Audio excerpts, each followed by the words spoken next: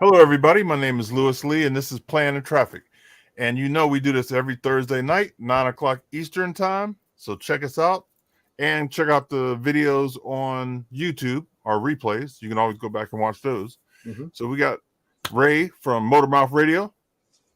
We got Johnny Bohmer, the fast man on the block. Yeah. So wait a minute. Before we start, I got a problem. So me and Johnny are hanging out at SEMA this year. Right, we go to breakfast. We ride the Tesla tunnel. We were talking about spraying our names on the tunnel. Yeah, that's right. we go to the SEMA show. We hang out at the booth. We go to dinner afterwards. Not once did he tell me he was going to take a hammer and beat up the world record speed in his car. I had no clue until I seen it on Facebook. What's up, Johnny? Let a brother know something. Yeah. I thought you probably knew about it. I mean, that's how I met Nelson. I had Nelson from Boss Hog. I met him at a trade show, and I had my car there on display, and I had set the Guinness World Record of 283 miles an hour in 2012. I think it was. Still stands, matter of fact, in the standing mile. And I've been talking about going 300 for a long time, man. It's been a long, hard, arduous, fraught with failure journey. 16 years I've probably been working on that car to do that. So yeah, it's but I should have said something, but I figured you knew about it. Yeah, well, I knew you were a fast guy. You know, I mean, you were rolling fast. But then when I seen the video, I'm like, I didn't know this. I might have flew in just to see it happen. It was relatively private. Richard Ballins from Gas Monkey Garage, he has his own stuff going on now with YouTube and all that. He's not with Discovery. So, we kept it pretty low. Honestly, I didn't want a big crowd. I didn't really make a big deal about it because, it's a lot of pressure, and I have to work on the car. I've got a great team behind me, but I'm involved in a lot of stuff on the car. Mm-hmm. And I've got to drive it. So yeah. When you start getting separated, you can make mistakes. So I try to stay pretty focused. So now the pressure's off. I'll probably next time I run, car should go around 320, 322. I think if everything holds up, and then, I'll probably pressure's off, 300 mile an hour, what I wanted, 310.8 and 500 kilometers. So that was the goal. Okay, so tell everybody what kind of car and give us the breakdown of the whole situation. Yeah, it's a 2006 Ford GT. I bought it brand new, and of course it was supercharged. They were about 550 horse or something like that. And I love the car. It was had good air conditioning and everything was good on it. But I decided very quickly after I purchased it, it was time to do some modifications. And matter of fact, the salesman that sold me the car, I've known for years. He was a big car guy. I mean, one of the most knowledgeable race car guys going back into the 20s, 30s, 40s, 50s about who won what and what European country. Super smart guy. And he said, Johnny, why don't you make that the fastest car in the world? Because he knew I was into racing. And I said, okay, I'm going to do that, Tom. He passed away, but I thought, well, I better honor what I told him I'd do. So there you go. It's an 06 GT. It's now it's making, full boost, about 2,800 horse to the rear wheel. That particular run was a low boost run. So I didn't have it turned up. I wasn't planning on trying to go way over 300 on that run. We were there for 2 days. That was the first day of testing. Mm-hmm. And we were probably going to, I was going to throw the hammer down the second day, but it felt good in 6. I wanted a good data logger in 6th gear. And even though we weren't at real high boost, I wanted to get a good pull. And I saw 303 as I was coming down to the end. And I looked over. If you watch the video, you can see me looking over to the right. I'm looking at that V-Box, which is a Race Logic V-Box. And I saw 303. And then I saw like 307. I said, may as well go to 310. So I did, but I stretched out pretty far. I got pretty close to the end of the runway on that one. Oh, yeah.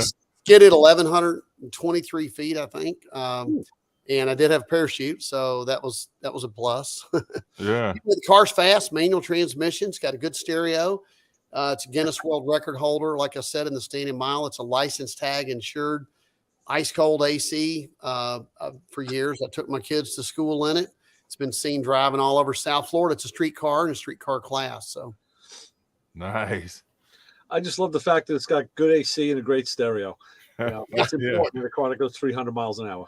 Well, I drive it around. So when you're driving normally, you don't really go fast. I don't need to.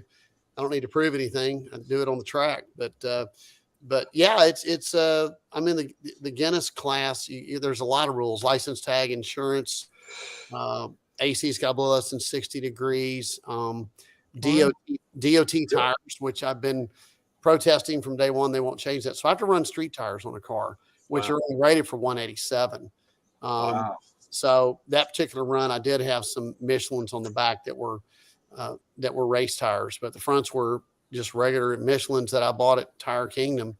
So, you take a chance, calculated risk on that stuff. And then before you start the race, if you're having the Guinness people adjudicate it, you got to pull up the starting line and they'll get out a stopwatch and they'll click the stopwatch, start it, whatever you want to say. And you have to drive the car up and down the runway for 15 minutes and not fast. You just got to drive it around, 20, 30 miles an hour.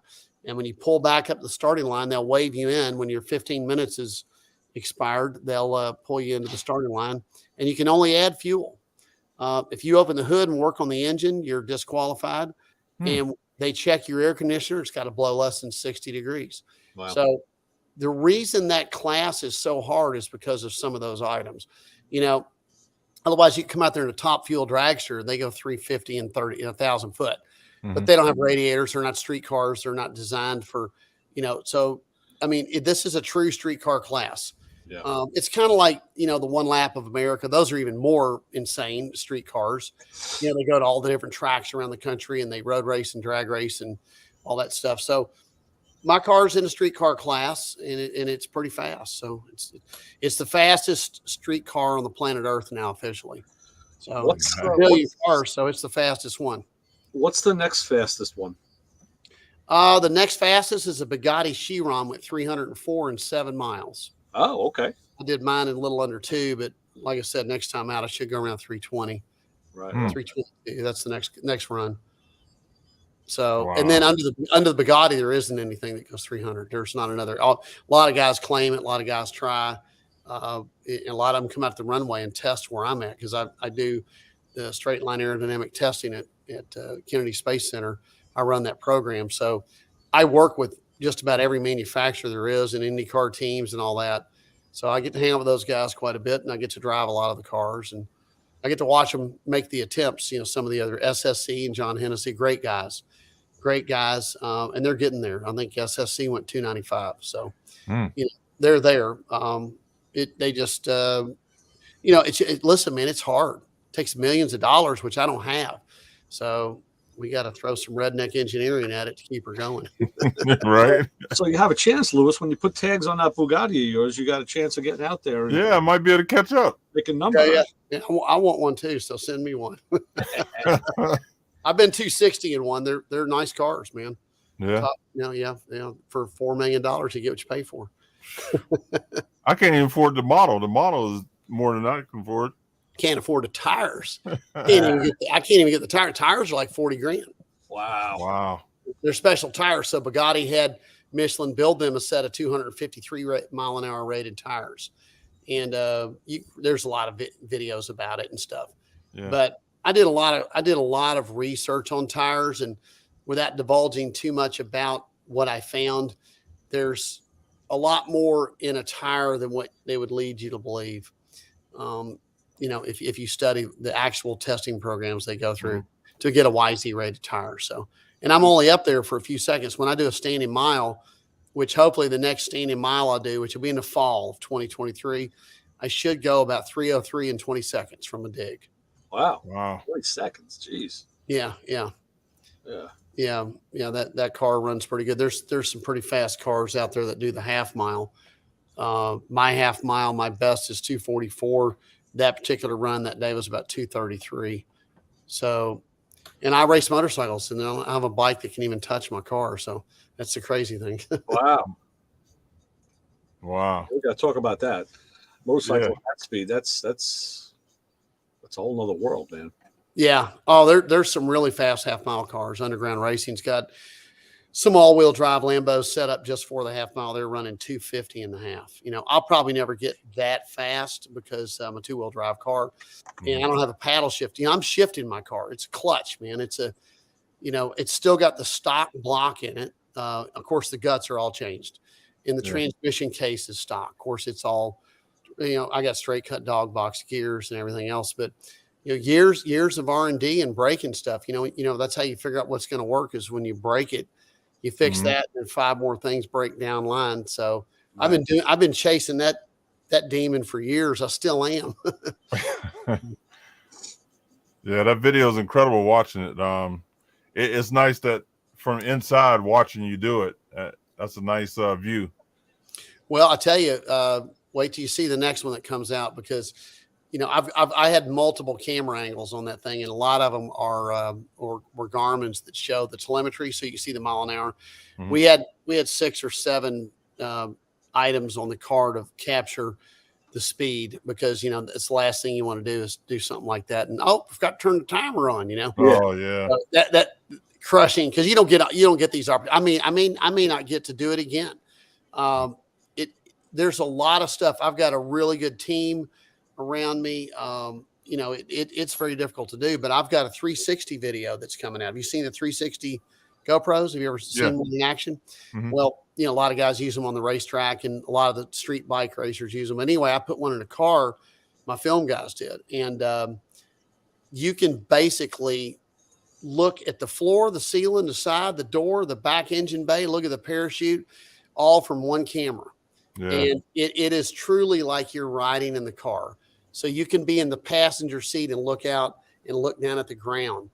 That gives you a real relationship of how fast that is. At 310, you're going 455 and a half feet a second. So it's cooking biscuits right there, man. Yeah, it is. Yeah. You're moving along at that point. Wow. So when did you get into racing? Like when did you get the bug? My brothers were and relatives were into flat track racing. My mother had me when she was like 42. So my brothers and sisters were all 17, 18, 19, 20 years old.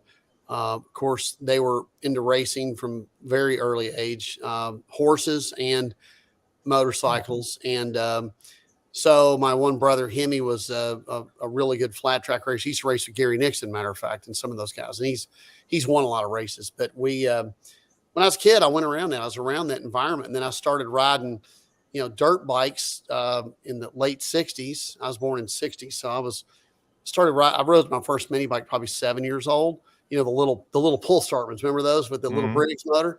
And then I got a couple other bikes that were a little more advanced. And then the XR75 Honda came out in the early 70s, and I got one of those, and I did really well. I started racing motocross, and I raced motocross for quite a few years, just, you know, on a journeyman level, but I got pretty good. I raced 250 class and the 500 class, and I got hurt a lot though, man. I've got a lot of injuries I'm paying the price for. You know, that's funny you said that. I raced BMX and motocross in the early 80s. And I broke this shoulder. And I never had any problems with it until maybe 2 years ago.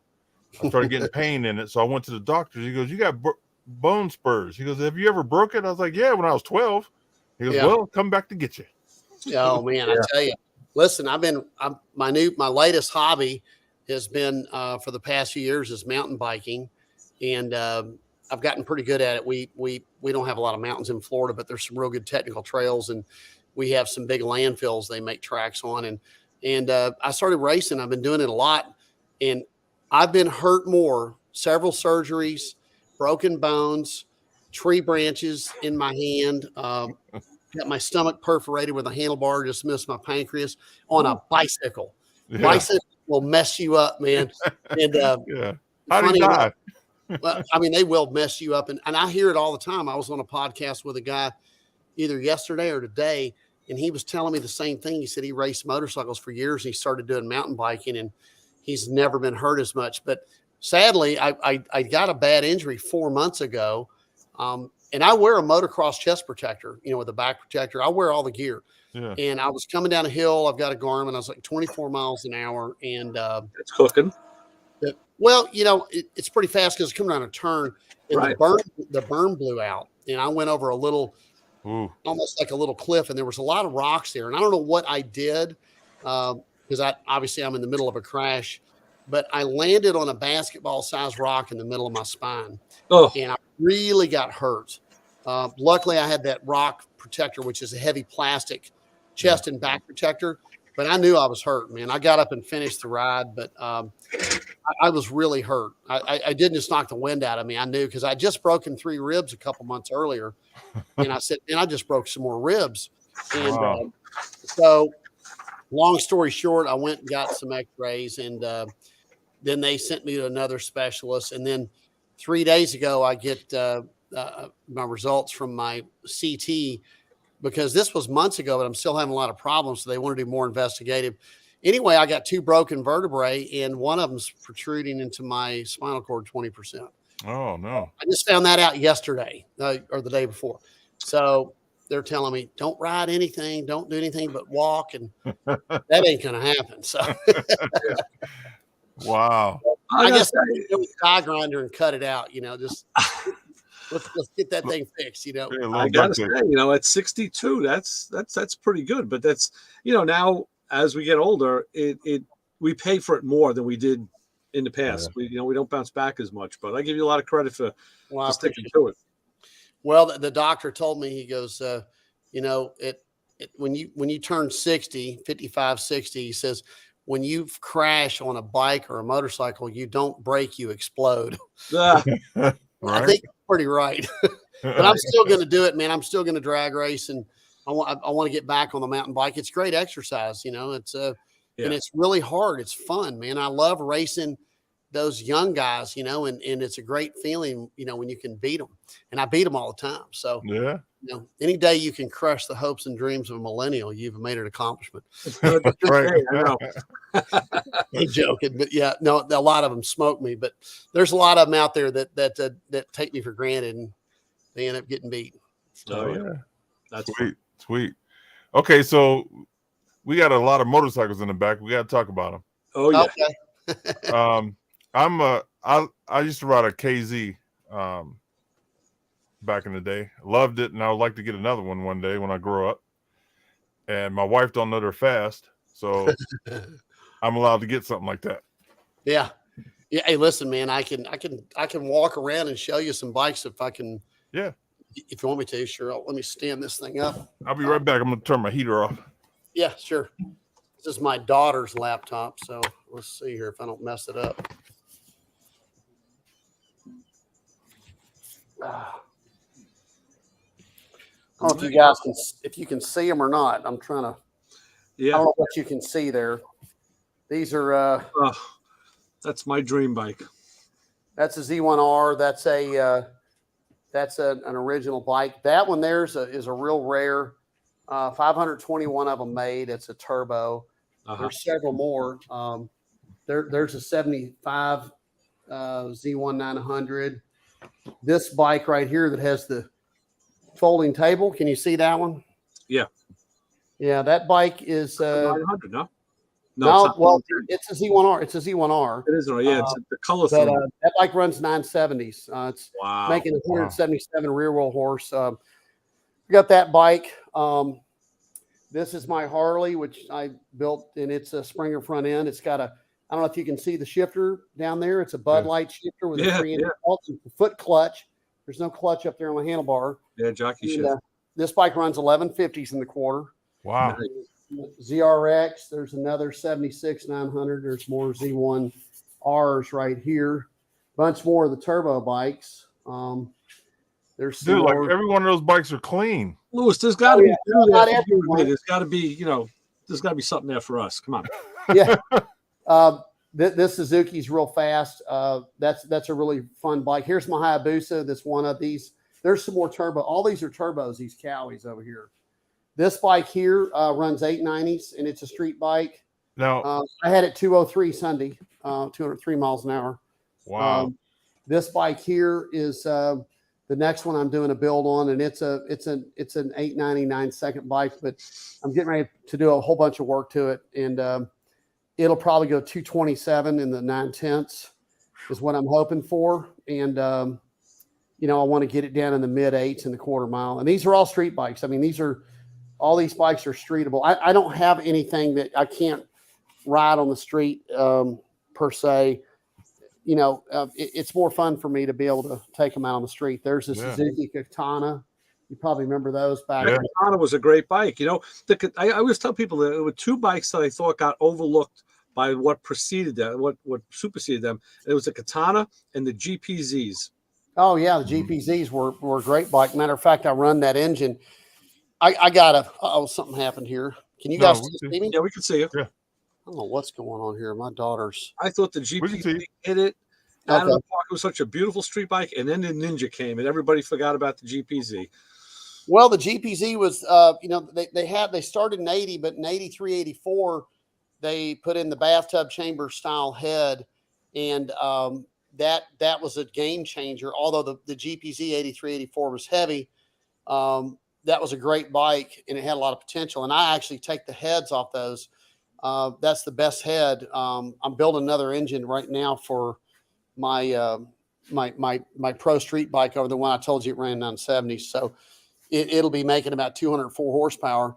And that bike over there, that it runs with these boosters in the 8th mile. And a lot of times I beat them, and it should be a 950 bike, 9.50 seconds is what I'm hoping for. That bike there is the one I built those side covers. I don't know if you saw that Z1R. I don't know if you can see it. It's aluminum. I saw one of the other bikes. With 772 on it? Right. It just says Z1R. Yeah. So I make a bunch of different parts for these bikes, and I build frame brace kits that I sell all over the country and the world, actually, for the Kawasaki's, the Z1s. So big Kawasaki guy. Yeah. Kawasaki. And you look here. Here, I'll show you my disastrous workbench. Head, carburetors, pipes, tires. I build these seats for the Hayabusas right here for the Gen 1s and Gen 2s. I make those whole things. I make all these right here at my shop. Oh, yeah?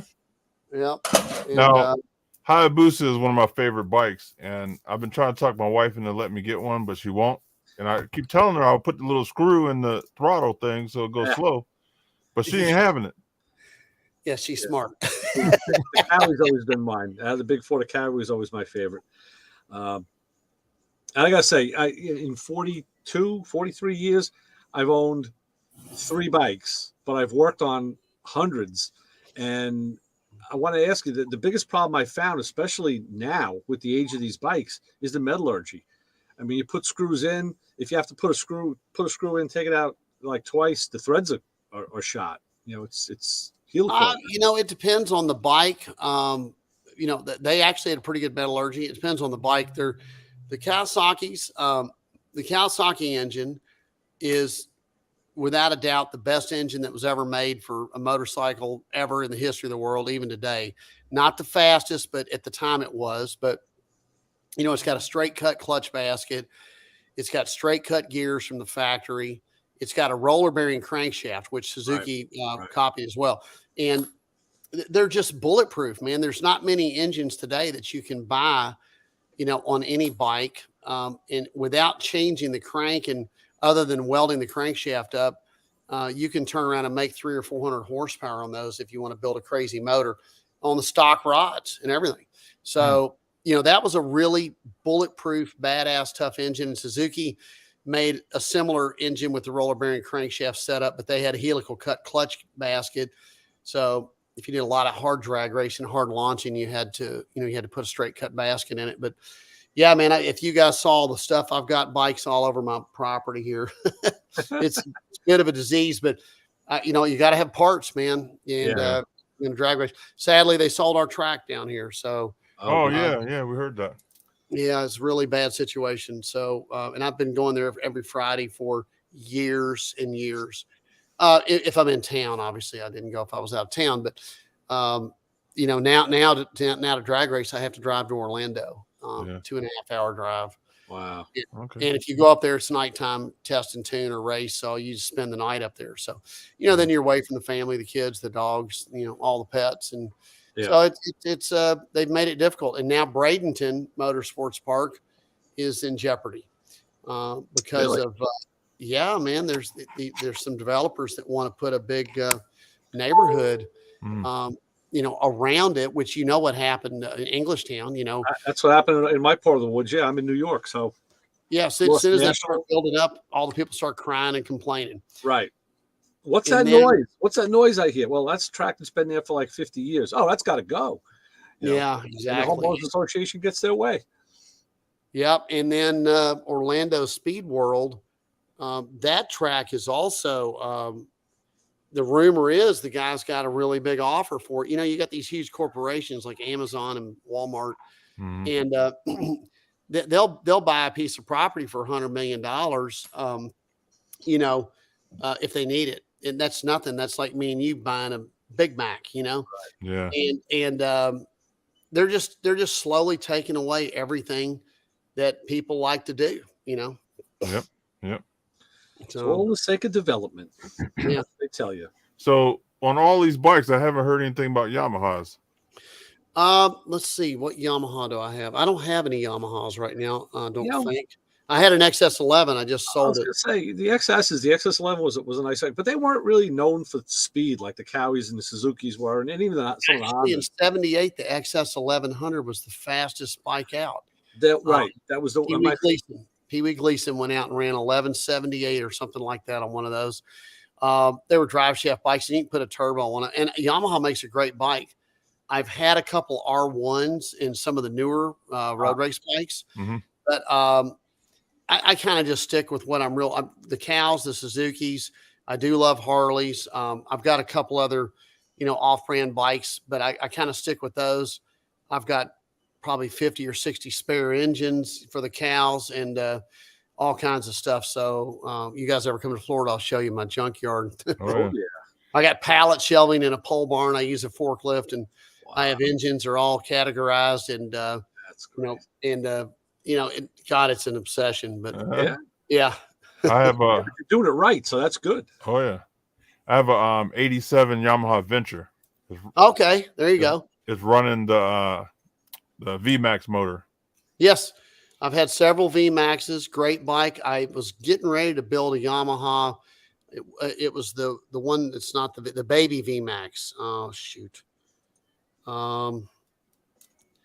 It was a 600.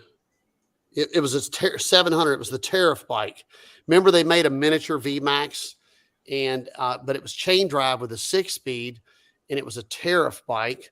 But you could take that engine out, and I think Ronald Reagan. Remember, they wouldn't let them import bikes over 750 cc. Yeah. Oh yeah, that's when Honda came out with the.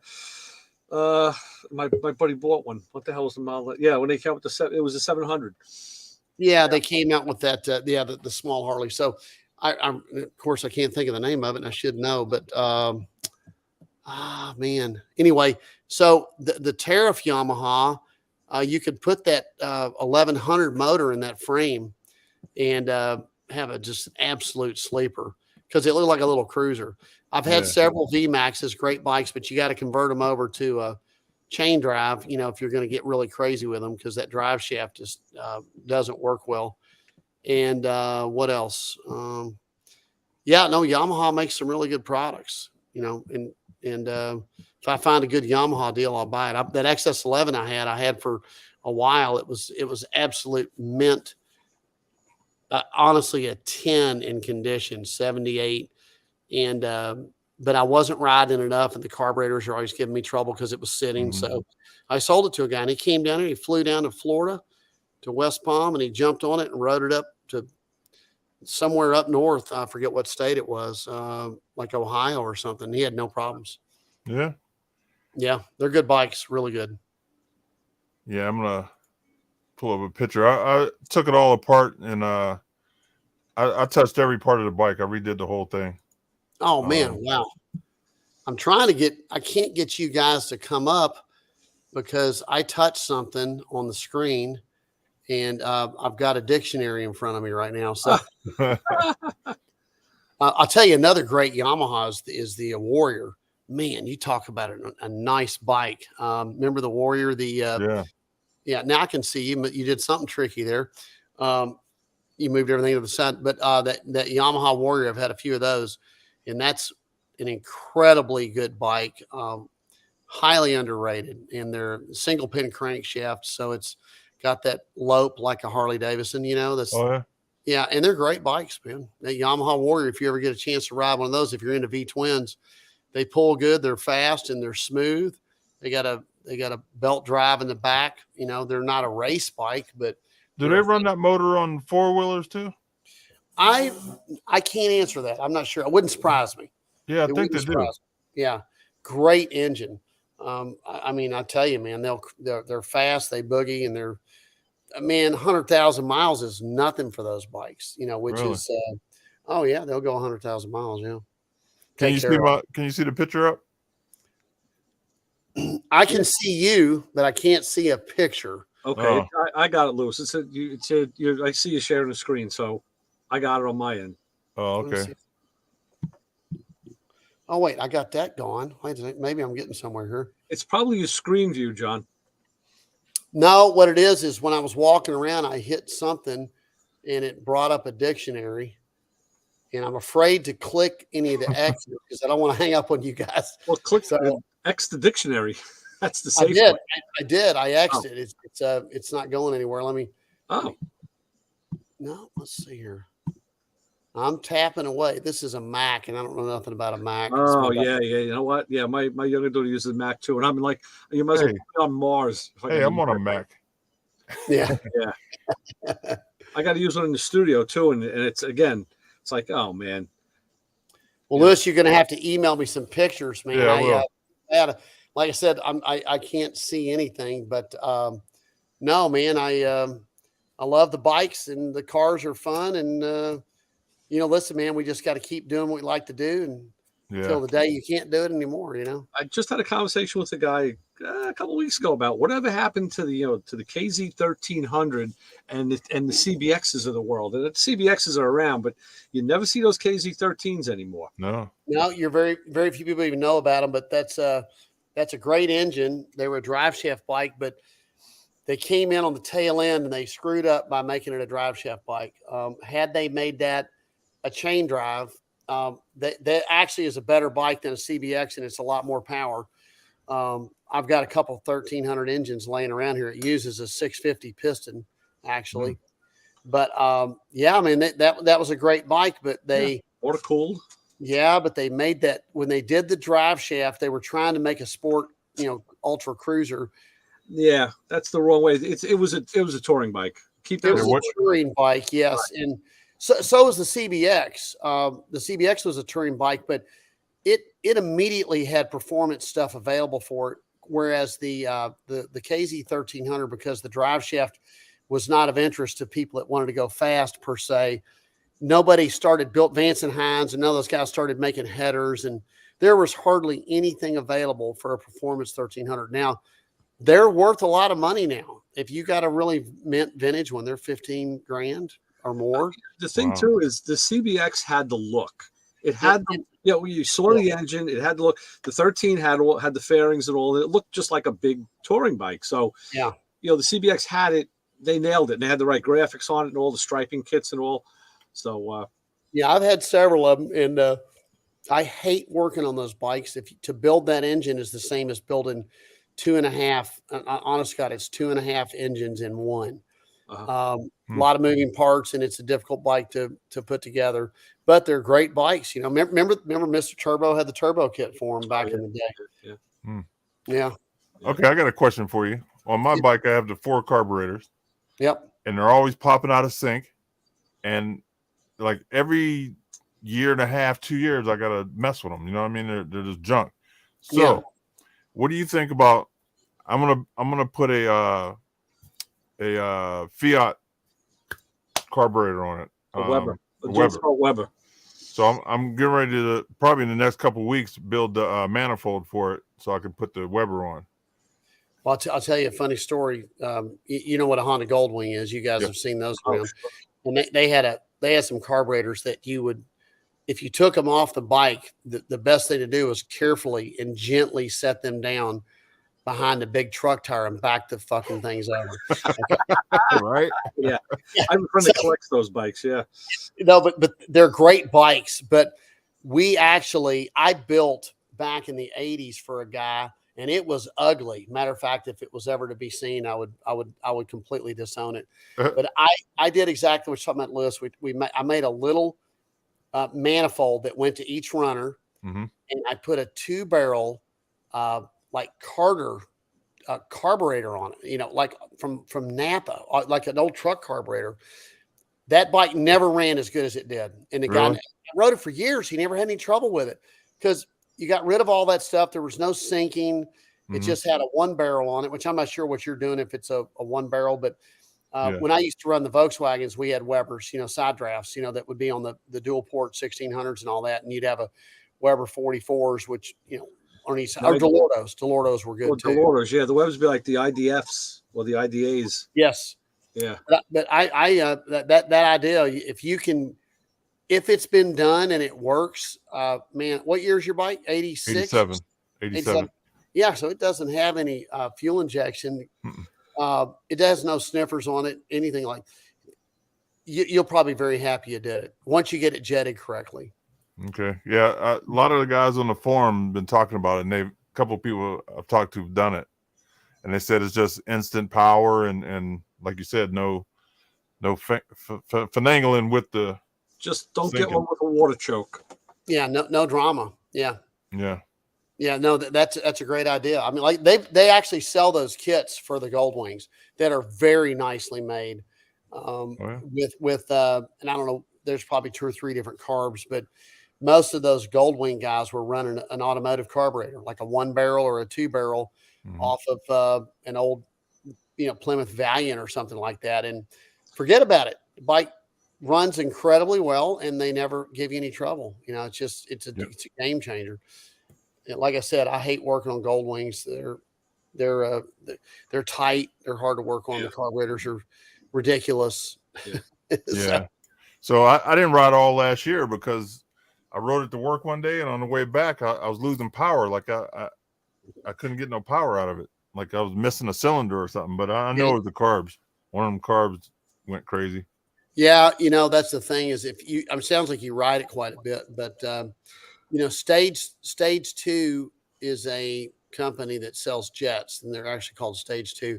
And if you call them up, you probably could buy a jet kit and rejet that bike, and also possibly change the needle. There's different needles, but it's a lot of work. There's a lot of trial and error to that. So if you can get that set up from what your forum guys are coming up with, and you make a manifold for it, and you get that setup done correctly, man, you're going to be very happy with it. Yeah, I'll send you pictures when I do it. I'm probably gonna do it in the next couple of weeks because I don't want to miss another summer. You know what I mean? You're in Ohio, correct? Yes. Yeah. Okay. I didn't know if you were near Terry. Terry from of SEMA. Yeah, I think he's up in New York or something. Yeah, Ray's close to him. Terry, yeah, I'm not too far. Yeah, I love that guy. He's a trip, man. Yeah. He's a great kid, man. Yeah, he probably pop in. He usually pops in a little later. No, does he? Yeah. Well, you're he probably won't be seeing me way past my bedtime. Yeah. So you know what? It's 9:40. So keep it for a few more minutes. I'll let the guys in that's in the blue room or green room. Let them ask you a couple questions, and then we can let you go. Awesome, man. Let's do it. All right, sounds good. Let's see who we got. Brian, Isaac, Papa Squirrel. You want in? No. Okay. All right, fellas. Well, my first question is: are all those bikes yours? Sadly, yes. Yeah. Well, here's the thing. I don't own the bikes. They own me. Okay. Got it. You got to start them all the time. You got to take care of them. Yeah, it's a bit of a chore. Fun chore though. Yeah, it is. Man, that's not a bad chore. No, I enjoy them, man. I really do. I sit back and just kind of on the weekends. We ride every Sunday. I'm down in Florida. Luckily, we get to ride about every day of the year. So That's great. yeah, unless there's a hurricane or something. My one buddy called me from Idaho. That's your wake up call, Brian. Oh, go ahead. Anybody else got a question? I don't want to keep talking there. Sorry. No, go on. Ah, No, you're good. Headphones in. I said that was Brian's wake up call. I got a question on that record breaking run. Right about the time you hit 300 from the camera in the inside, it looked pretty smooth. As far as the ride was that, and I don't know if you answered this earlier, but was it hitting that speed? Was it pretty smooth on the tarmac? That car rides really well because I've spent numerous years trying to dial it in and get everything right, and by default over failing multiple times. So I've got that thing, so it's like driving a minivan to the grocery store. It is absolutely rock solid. It got a little squirrely when I pulled the chute, as you probably saw in the video. Plus I went a little bit too far because I was looking over at the I was trying to hit that 310. I saw it on the V box, and of course, really, you shouldn't be looking around when you're going that fast. And then, of course, I have one hand on the steering wheel, and the other hand I have to keep on the parachute at that point, and you have to be full throttle when you pull the parachute. But other than the parachute deployment, the car was very smooth. But you have to drive it. I mean, the car's it's a little wilder than it looks in the video. The 360 video may show a little bit more, but it's basically a very smooth car. Handles very well. A lot of it's got the right amount of downforce. So how much? Yeah, it looked really smooth on there. Yeah. How much tape did you put on the car? Did you say tape? Yeah. A lot. So good eye there. So there's a lot of helicopter tape around a lot of the seams on the front, around the headlight buckets. I use Gorilla tape on the entire underneath the car where the body panels bolt together, because we bolt them all together with the factory hardware. The Ford GT's got a fully flat bottom with a rear diffuser, but we put a different rear diffuser on the car. Right after I bought it, a completely different, because the factory was. Yeah, earlier on I worked at Porsche, and I can't remember what year it was. I think it was 88. I think it was 88, maybe 87, 88, I think is what it was. But it was the fastest production car, and we had a world premiere, and they had one of those German race car drivers driving the car, and awesome. They had this live satellite thing going on, all the dealerships, we're all standing around, and of course we have all the people that are expecting to buy, just buy the car. Yeah.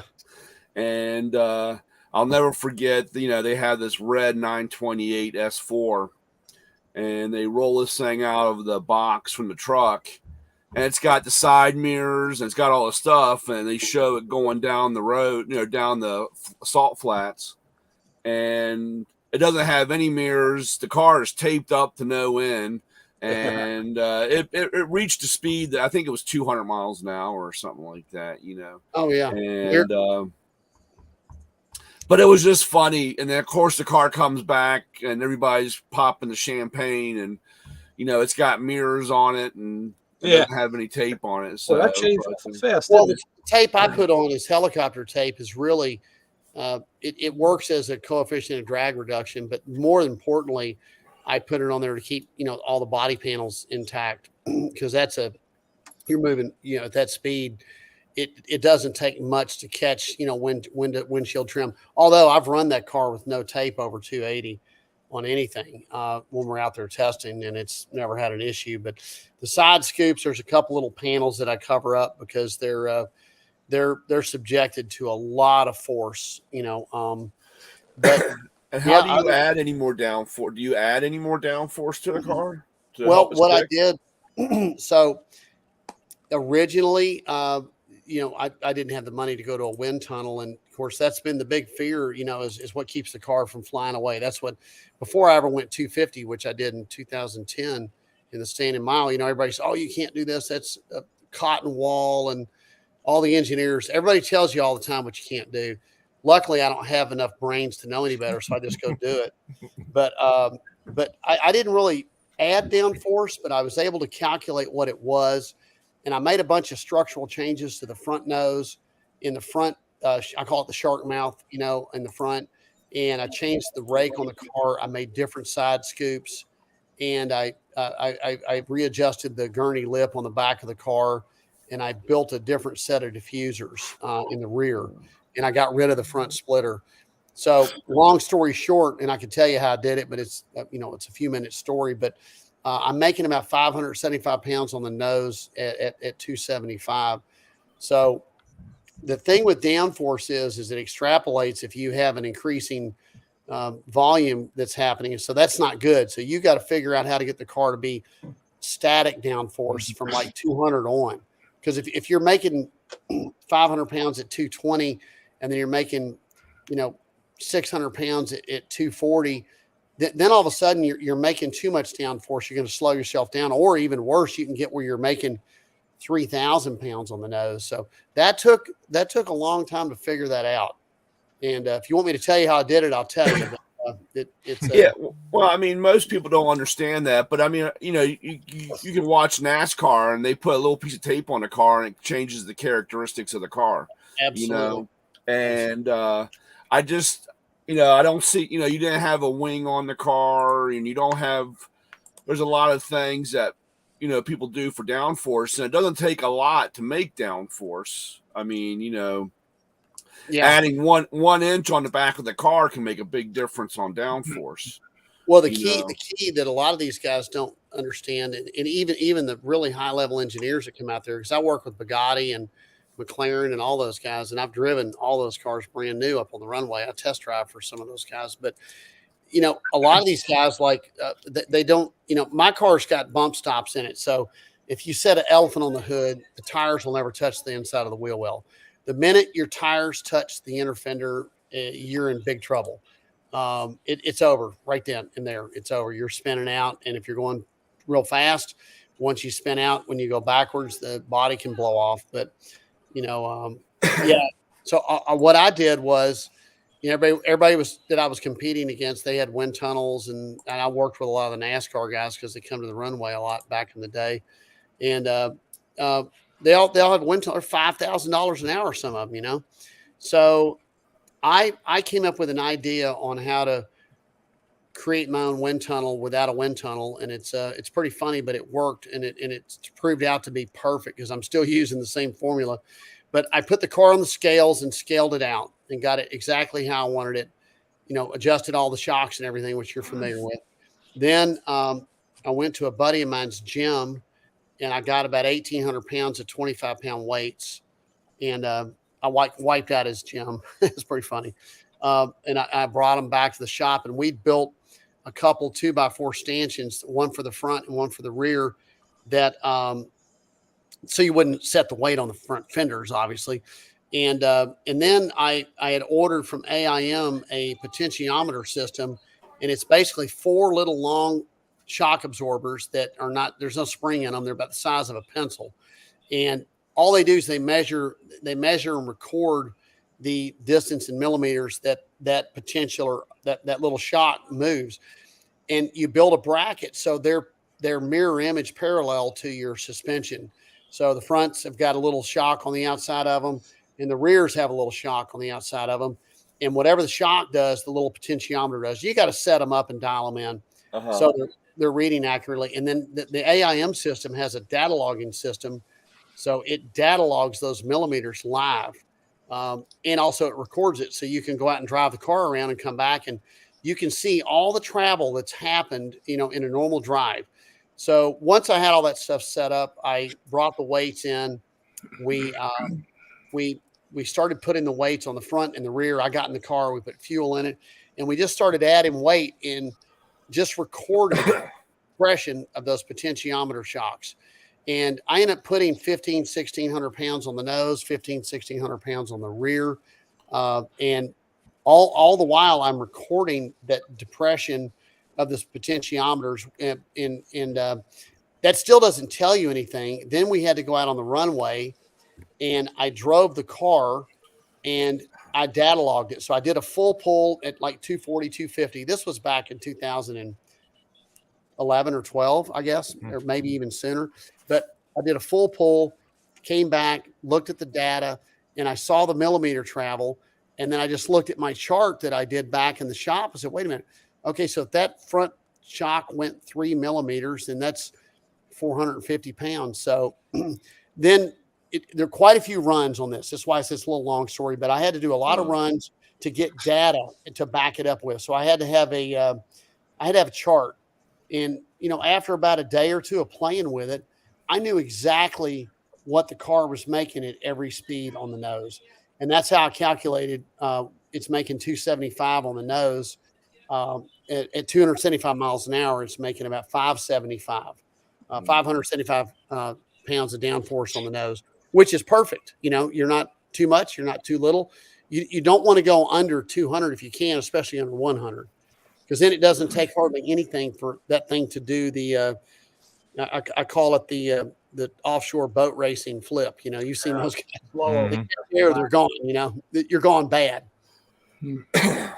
Yeah, that's pretty incredible. I mean, that's a redneck wind tunnel, man. I invented it. And nobody told me how to do it. I'm sure somebody else has done it. I'm sure, but it works, and I still use the same formulas today. It's actually a pretty good little system. Good. Johnny. Oh, here he is. What's going on, man? How you feeling, brother? I'm doing good, man. Yeah. Got this old man up pretty late, though. Yeah, it was good to see you. It was good to see you at PRI and some. Well, you wasn't at PRI, were you? You were at some. No, I wasn't at PRI. I was commenting on your post, but I was at SEMA with you. Yeah. Yeah. We hung out at SEMA. Yeah. Yeah. No, I wanted to go to PRI, but I was getting my car ready for this run, so I just didn't have time. Well, Terry, I hollered at him at the beginning because we were hanging out at SEMA, and we had no clue he was going to beat this record up. I had no clue. I wish I'd known. Yeah. Well, I told you I was going for 300. I figured you knew that. You did mention that. I just didn't know when. But you also told me you were going to cook me up some alligator or something like that, and I was like, nah. Yeah. I'll get you down here and get you some alligator. Yeah. No, Terry's never coming to Florida after I told him. Florida is the Australia of the United States. So there's just all kinds of stuff down here that'll mess you up and kill you. No, see, there's no need. Yeah, that's funny. Yeah, we had a good time at SEMA. That was a good time, even though you walked about 10 miles a day, I think. Good. I'll tell you what, that Tesla tunnel, man, that cut off a lot of walking. Man, that was awesome. That was great. Try Nervive Nerve Relief from the world's #1. All right, who's watching TV? No, that tunnel was awesome, man. And apparently they're going to do that all over Vegas.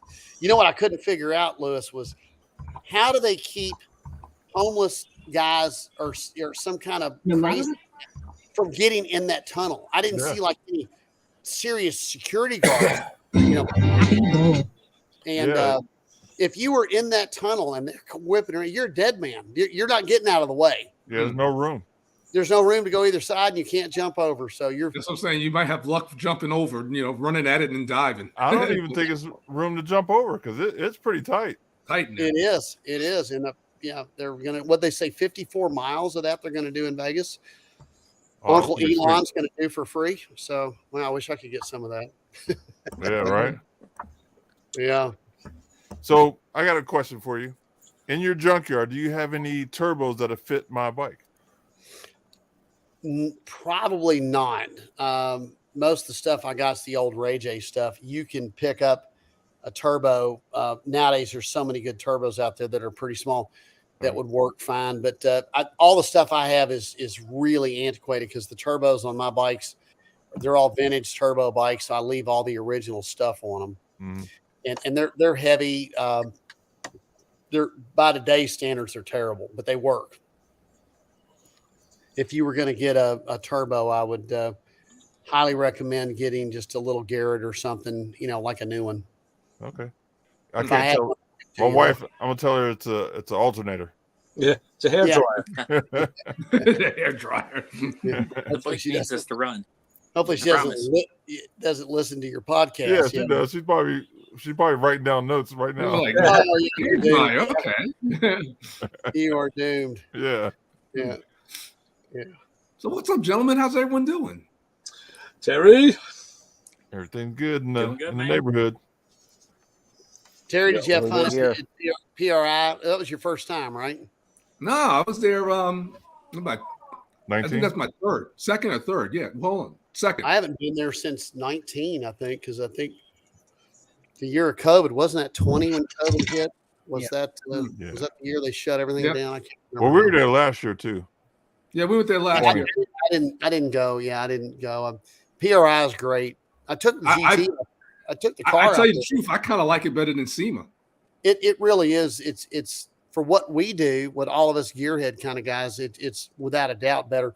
SEMA's a giant, incredible car show. Yeah. With tradespeople there, of course, but PRI is legit a real, you know, trade show, man. I mean, Yeah. it's got stuff, man. Yep. You So know, much Tools stuff. they're and building dragsters and stuff. You know, I mean, yeah, it's just really good stuff there, and I enjoy it. I took the GT out there. I don't know what year it was. It snowed really bad. This was several years ago. Must have been 15, 16, 17. I remember we woke up in the morning at the hotel and it was like a foot of snow on the ground. I said, really? And we had to push the car in from, you know, like, I don't know, a half a mile. And it was a nightmare. We couldn't get any traction. We were slipping. We had like 8 people trying to help us push the car up the little incline to get in. Yeah. Yeah. It was because you couldn't have any gas in the car. It couldn't run. And, you know, they had all these rules. I don't remember. I don't know even know if they have those rules at SEMA. Maybe they do, but I know PRI does. And I thought they were owned by the same people. Yeah, they are. But I think it's the state laws. Oh, the state. Yeah. Yeah. Yeah. So you had to prove your gas tank was empty. Well, So let how me does tell that you a work? story. Tell you a story on the gas. I used to own a trucking company and I hauled custom cars and celebrity cars. So I had Carmelo Anthony's 69 Lincoln Continental. So Awesome. I take it to a dub show in North Carolina in Charlotte. And I go to bring it in. They're like, oh, you got too much gas in it. So I call back to the guys that built it. And they're like, oh, just drive it around Charlotte, run the gas out. So I'm rolling through Charlotte like I own it, right? Yeah. So I'm coming down a hill and the brakes go out. They redid the whole car but the brakes. nice. Wow. So in my mind, I'm thinking I'm going to be on the news wrecking Carmelo Anthony's car, right? That's all I was thinking. So they finally caught at the bottom of the hill, and I got safe. You know what I mean? But Yeah. they wouldn't let me in. I had too much gas in it. I That went to probably had McDonald's. drum brakes on it. Probably had drum brakes on it all the way Yeah, it around. did all the way around. Yep. What kind of car is it? A Continental? Yep. Suicide door? Yep. 63 like? Yeah, it was a 69. 69. Oh, 69, okay. Yeah, but Hey, listen, if I can find the picture, I'll show you a 69 Eldorado that I built 30 years ago. But I took a 69 Eldorado, I lowered it, I shaved the door handles, I painted it pearl pink, and I put a 671 blower on it with 2 big hollies on it. Oh, yeah. And yeah, dude, it was sick, man. It was a pro street type build. And I would drive it around West Palm Beach. We put like my kids and their friends, and we'd all drive down to the ocean in it. And I would do these massive burnouts because they're front wheel drive. This was the wasn't a Continental. It was the Eldorado? yeah. And that thing would smoke the tire. Matter of fact, it lit them up so good that you could get 3 or 4 people and hold the car back because it just wouldn't go anywhere. And I would fill that whole. They'd have a car show every Friday night on the beach, and I'd go there and they'd want me to do a burnout, and I'd do one, and it would fill the whole place with smoke. That's back when the cops would let you have fun, you know. Nowadays, it's changed a lot. But that car was a lot of fun. I had a good time with it. It was really a junkyard build, but it had a nice paint job on it. I had a 70 Eldorado, in high school, and I used to burn the tires all the way. You could burn them far as you can drive. I'm telling you, man, that front wheel drive, that turbo, a turbo 400 in those things. But Yeah, those things will cook some biscuits, man, for yeah, sure. they will. There you go, Justin. There's a good shop build. Oh yeah, we like burnouts and anything with blowers. So Yeah, we kept missing Justin when at PRI. I mean, like, I think you came in. Same me last year, dude. I'm gonna have to drive down to your house. I think. I wish you would. You know. Yeah, we were looking for you. Make that happen. We got plenty of room. I stopped by Nelson's booth on was it Saturday? Oh, I was gone. He said, "Yeah, you were. Yeah, you were gone." He said you were running around, Lewis. So Yeah. Yeah, we're gonna make it happen. No, we had a good time. We had a good time. Me and Lewis running around the place. You know. Yeah, we Here, kind of I owned got the to place, put I think. Was it really crowded? Was it real crowded, or was it? It was decent. It wasn't like it usually is. It was a nice. Yeah, you could see everything. You could see everything. Yeah, I kind of like that better. Yep. Yeah. You Yeah, guys ever nice. watch the Australian guys that do all the burnouts? Of course, it's starting to catch on over here quite a bit, but with the big blowers, and they just roast the tires, then the rims catch on fire, and it's just insanity, and they stay on them until the rims are gone, and yeah. Those guys are nuts. Those little Commodores out there. The orange, yellow tires, all different colors. Oh yeah, man, it's awesome. Looks like Apocalypse Now. It is, man, and I do a lot of stuff with some of the Australians, and they're so underrated. They have so much fast stuff down there that is really fastest stuff in the world, but they don't get the credit for it, in a lot of ways. But the innovations that come out of there are pretty crazy. Yeah, these guys be having Commodore or either those Moneros, like them older ones, Right. like the 70s, and they just Oh yeah. want some skinny tires, and you see them come with these big tunnel rams, these 871s, and just doing donuts. I'm like, yeah, Oh, we yeah. can put these on a quarter mile on a strip. Oh, I know, I love impressive that. too. That these engines, they're just holding them to the wood for 5 minutes. Yeah.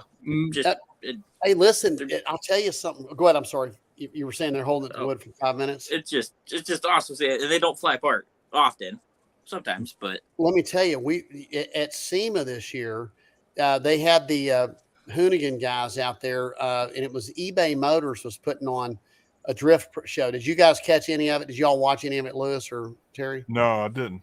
So anyway, we went out there and watched it, and of course it got really crowded real quick. People watching.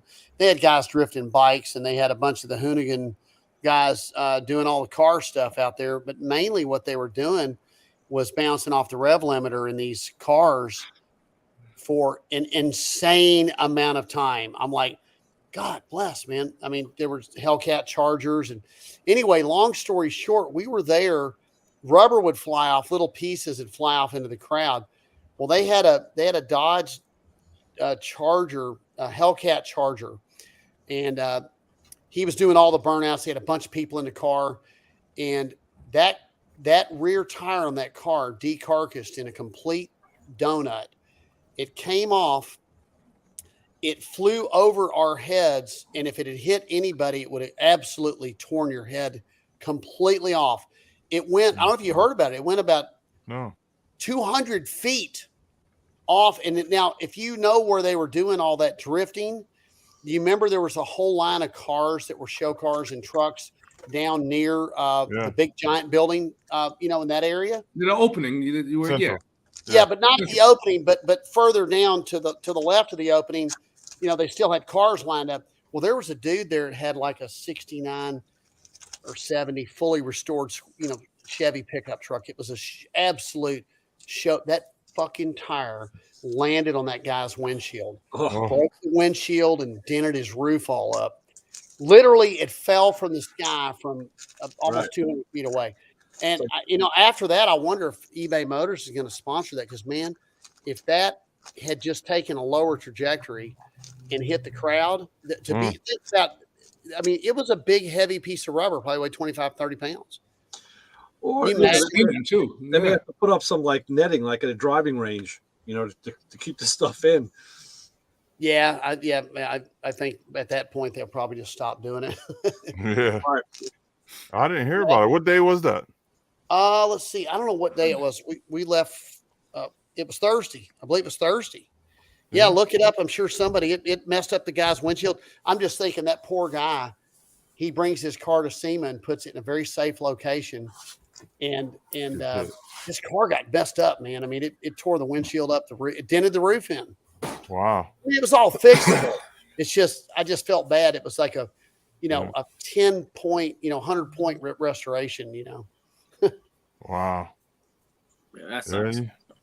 You never know. You never know when it's your time. Right. So, hey, I know you got to get into bed. You're kind of older. Yeah. Thanks a lot. Yeah, I appreciate that. You're right behind me. Don't worry. Yeah, right. So listen, I tell all my guests that come on, your family, man, you can come on anytime just to hang out, or if you want to share something or promote something. Well, man, I'll try to do it more often. I really appreciate that, man. I appreciate y'all's support, and it's great talking with you and seeing you guys again. So most definitely. Yeah. Listen, man, you guys really have a great Christmas and New Year and all that good stuff. And keep an eye, man. I'm going to try and go out. I might even go as soon as February to try and do around a 320 in a car. So we'll see. Okay. I got a lot more in it, and I'll do it in a lot shorter distance this time because I'm going to turn the boost up quite a bit. Fastest street car on the planet. Yes, sir. All right, man. Appreciate you coming on, man. Pleasure talking to you. Stay safe. Awesome. And get healed up, too. Oh, give me some alligator bites. Yeah. Thanks. We'll see you, man. All right. Merry Christmas. All right, guys. I'm gonna hit the road too. We got to take a road trip. A lot of people talk about road trips on this show and this channel, but that man's garage. Oh yeah. I don't have words for what I saw there. I mean, I would just be. I just want to move in.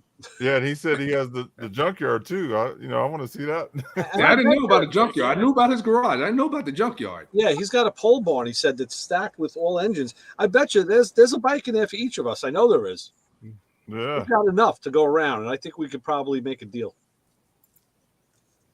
Yeah, he has some stuff, man, and everything was clean. It wasn't like this bike. And look I know Ray's excited. There must be something in there because Ray's talking about making a trip. Right, exactly. Right. To Florida, no less. To Florida, exactly. We need to mark this day down. It was that Yamaha at the beginning. Nah, don't want the Yami. Want one of those KZs. KZs. Yeah, one of the Z1Rs. That's it. That's been my dream bike. I let one get away years ago, and oh yeah. I don't know if I could say anything, but some new stuff's coming down the pipe for me and Terry. We're about to do some stuff with some other people. It's looking pretty good. Okay. Yeah, we'll talk about it as soon as we know a little more. But some good stuff's about to go down. What a tease. Yeah, right? Yeah. You guys are gonna love it. Just you wait. Just you wait. Ooh. Just you wait. Yeah. First, a word from our sponsor. No. All right, guys. I'm gonna jump ship. So before you do, Louis, I think I might be coloring the bumper, fellas. Color in the bumper, eh? I think I might be coloring. I think it'll look better, especially with those driving lights you got in them and everything. I think it'll look a lot better body color. Yeah, but then what that means. I'm sorry. Go ahead, Louis. Did you have it wrapped? No. That was what happened. Was I had it chromed out. I was getting ready to. I brought it to the chromer. Right. Uh-huh. He did the back one. Back one looks phenomenal. Right. But then he was doing the front. He was putting it in nickel, and I was like, "Hold it, just wait a minute," because he had it in such a way. I was just like, "I don't know. I think I got to try this with the color of the car." Yeah. And so I told him to stop, and then I went out, and my friend was like, "Well, if you do one, you got to do the other." So what I did was, I still got the back one. It's in chrome. It's beautiful. The bumper bolts have been shaved, and even the little holes where you put the little jack, that's all closed up and everything. But then I was like, "There's no way I'm going to scuff this bumper to get it painted." So what I did was I went on eBay, and I found an old bumper. Facebook Market, found an original old bumper. Guy said $60. So I was like, That's the one. So you're gonna be seeing the video soon. Closing it up, doing the same thing with the bumper holes, and I'm sending that one off to get it painted. Okay. There you go. Along with that the freshly front. chrome bumpers or something. Yeah, I was gonna say you Man. should be able to get a nice penny for that. Well, what I'm gonna do is I might just put lights in it and have it in the garage just with lights on it or something like that. And Yeah. it depends. If I really like the color of that back bumper, because I just think, it's because the Chevelle, the back of the trunk comes down like this, then you got that big bumper, right? And then you got the valance, the lower valance, which I just think it's too much color. There's nothing to really break it up. So we will see. If I really like it, I keep it. I think you're going to like it. If someone needs a 71, 72 bumper that's been pretty much chromed out and everything, who knows? I think you're going to like it because think about Chip Foose's. All his is painted. Yeah, but then you know what that means? That means now what do I do for the molding? Do I got to paint that black now? Like the window molding, the front and rear window molding, does that got to be black? Yeah, you can probably leave that. Yeah, you can have a little touch of chrome. Okay, what about the molding that goes around the wheels? I mean, the wheel trim. Yeah, that definitely sets off the. Yeah, I'm a big fan of that molding. Yeah, see, I like it. The 71 is that got the square tail lights or is it got the circle lights? Round. I have a 72. So you got the same one, yeah. So you got the same one. It's the same. I think the tail lights are different. They're the same shape. It's just that the reverse lights are pointy on the 71, where on yours it's kind of round. It's smooth.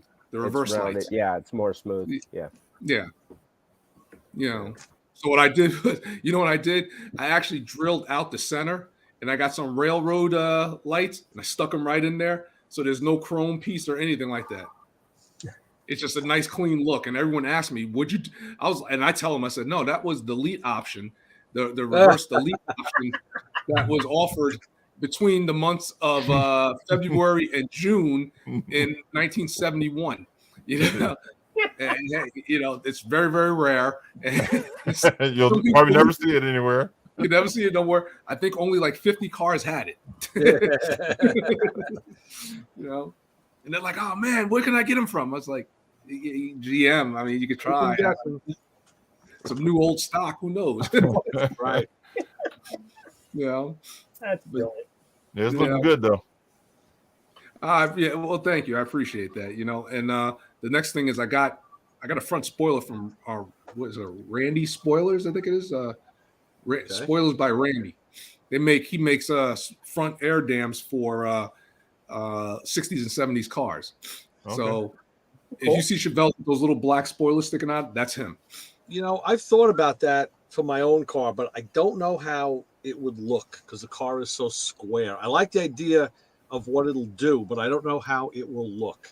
You know what, Ray? Send me a picture of it and I'll Photoshop it. All right. Well, that'd be a good idea because I was thinking the same thing about my 67 because they both pretty much your car to 67. Yeah. And you got 64 GTO, right? 65.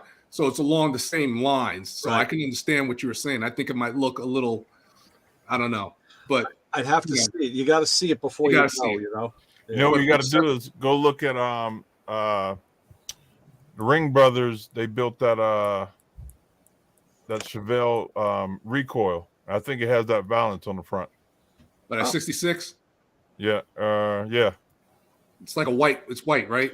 Like whitish with like a grayish silver. Yeah, that's the one I'm talking about. Yeah, it's called recoil. And I think they have that valance on it. I would look at it because it's the square body, like yours. I'm still, Ring Brothers, they're great builders. I think they do a little over the top stuff for me, but I still say the baddest car they ever built was Prestone. I just like that damn Javelin. Nice. Yeah. Nice. I like that, but I like Adrenaline, the Pantera. Yeah. That was nice too. Well, I like the RV. The Winter Bagel.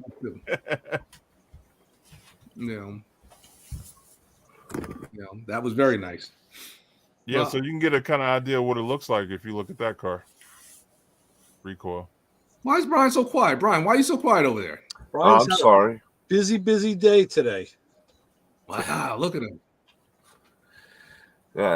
Yeah. He's been a busy tool man. I think your voice is all deep now and everything. Yeah. No, just sinus. Oh wow, yeah. I got Oh, sinus. so you sick? Okay. Yeah, no, I'm not sick. It's just sinus, man. This sinus drainage, boy. I tell you, I hate this time of the year. Yep. Yeah. So, How cold is but it? no, down it was there? a lazy day. It was a lazy day today because my number 2 graduated from college today. So, congratulations. Congratulations. it was no work, and me not working is kind of odd. So I'm out of it. Don't know what to do. Your body's in shock. Yeah, I don't. Yeah, I just had to remember tomorrow's Friday, and I got to run those credit cards.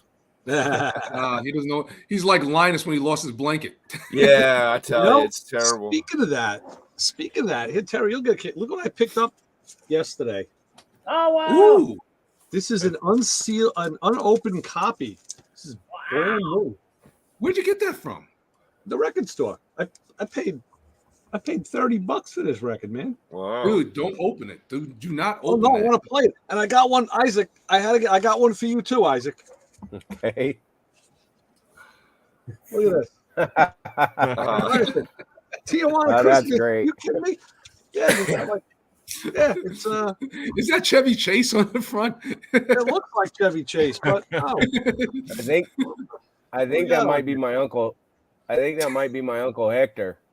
It's all standard stuff, all standard songs. Yeah, this the guy I go to.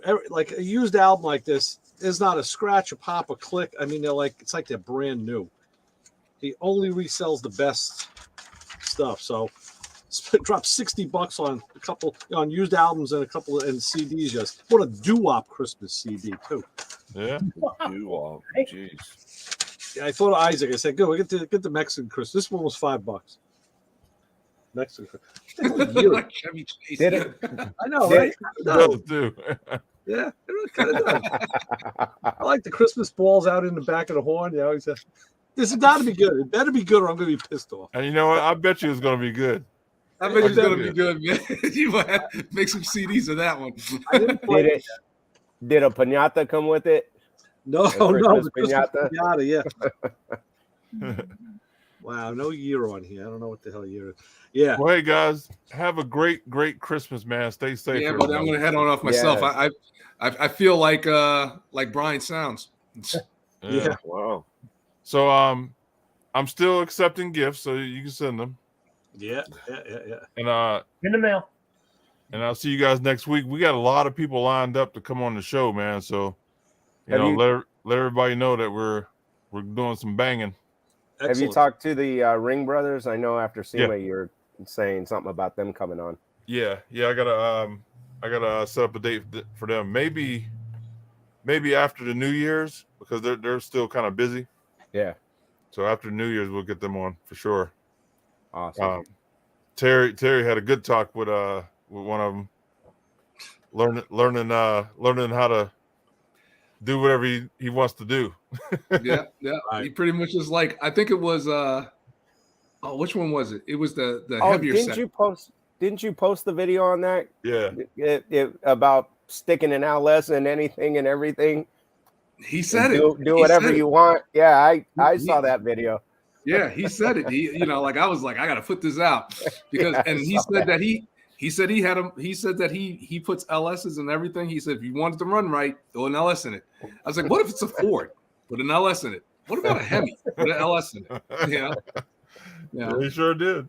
He said it. He goes, that's what we do. Yeah. If you want it to run, I'm sorry, and you're sick. I'll get you when you're a little bit better. I don't want to. You're not gonna hurt my feelings. All right, guys, have a good Christmas and Right, Lewis. and stay safe. I'll see you guys next week. You too. Merry I'm gonna head Christmas. on out too. I'm a little tired myself, so I'm gonna head on out. But Yeah, I got Justin, come on up anytime. Yes. All you guys come on up. We barbecue it up. You're really not that far from me. Where are you at? Saginaw. I honestly think we're only like 5-6 hours. Where Saginaw? Where? Michigan. I mean, we're only. Oh, you're Michigan. Okay. I'm only less than 2 hours north of Detroit. Okay. Yeah. So you would take 80 right on down, probably. Yeah. Yeah. I'd love to come up, but you're pretty far.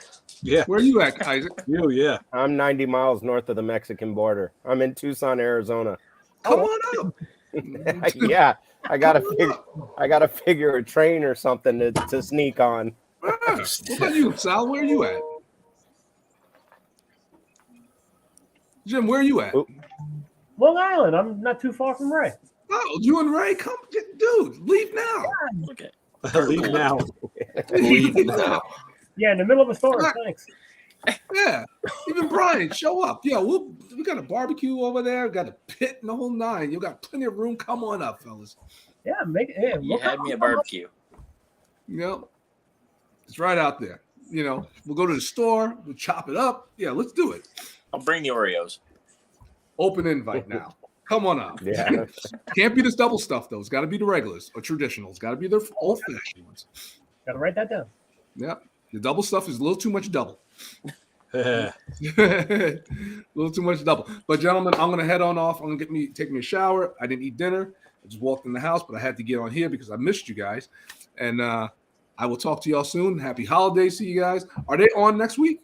Yes. Yeah. All right, so I'll We'll see be you here. guys then. Merry Christmas, Terry. Right on. Merry Christmas, Merry Terry. Christmas, everyone. Merry Christmas, Take everybody. care. I got Hi, guys. Merry Christmas. And then there were 4. I'm entering a contest from Shop Tool Reviews. They do tool reviews. They got a Milwaukee pack-out deal. Let me tell you something.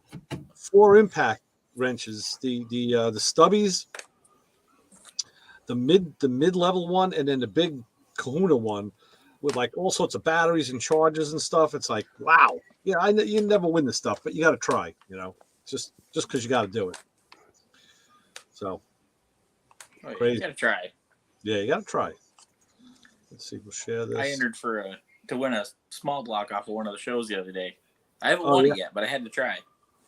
Okay. Yeah, you gotta. Yeah, you gotta give it a shot. Probably won't happen, but you know. If it does, though, the burnouts will increase. Yeah. Right. Absolutely.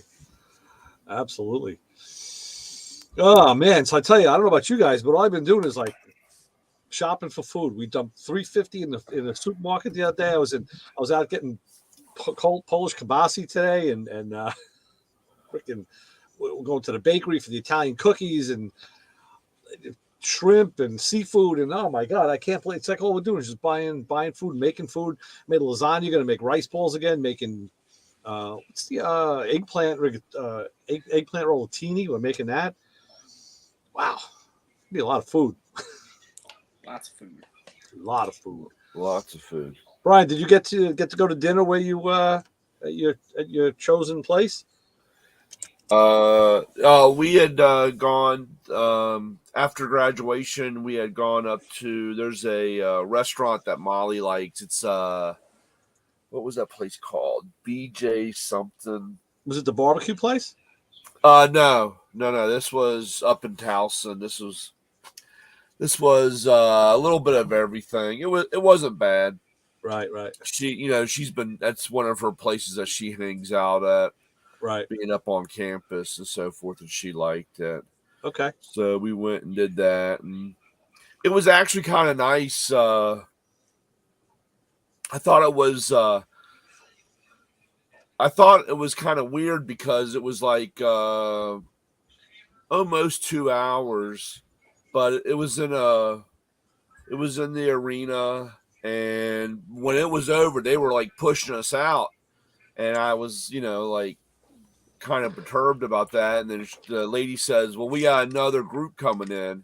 Right. And so they split everything up, so you didn't have to, because I thought the class was a little small. The graduating class was kind of small, but they had broken it up in the different majors or different groups. I was going to say they probably did that, and that's what makes it a little more palatable. So it was, like I said, it wasn't like you were sitting there for 4.5 hours. Right. Listening to, somebody you didn't know or didn't really care. But right. So it was nice. The weather kind of held out. It was when we left, it started raining. Of course, it's been raining ever since. Okay. So at least the weather, they were calling for snow originally, but luckily it just came to rain. And tomorrow is supposed to be a little messed up. Yeah, here too. It's supposed to start tonight and be actually they're calling for a lot of coastal flooding. Yeah. And Isaac, I'm watching on Fox today the thing they were showing how the governor of Arizona had. I saw he made that border wall out of shipping containers. Yeah.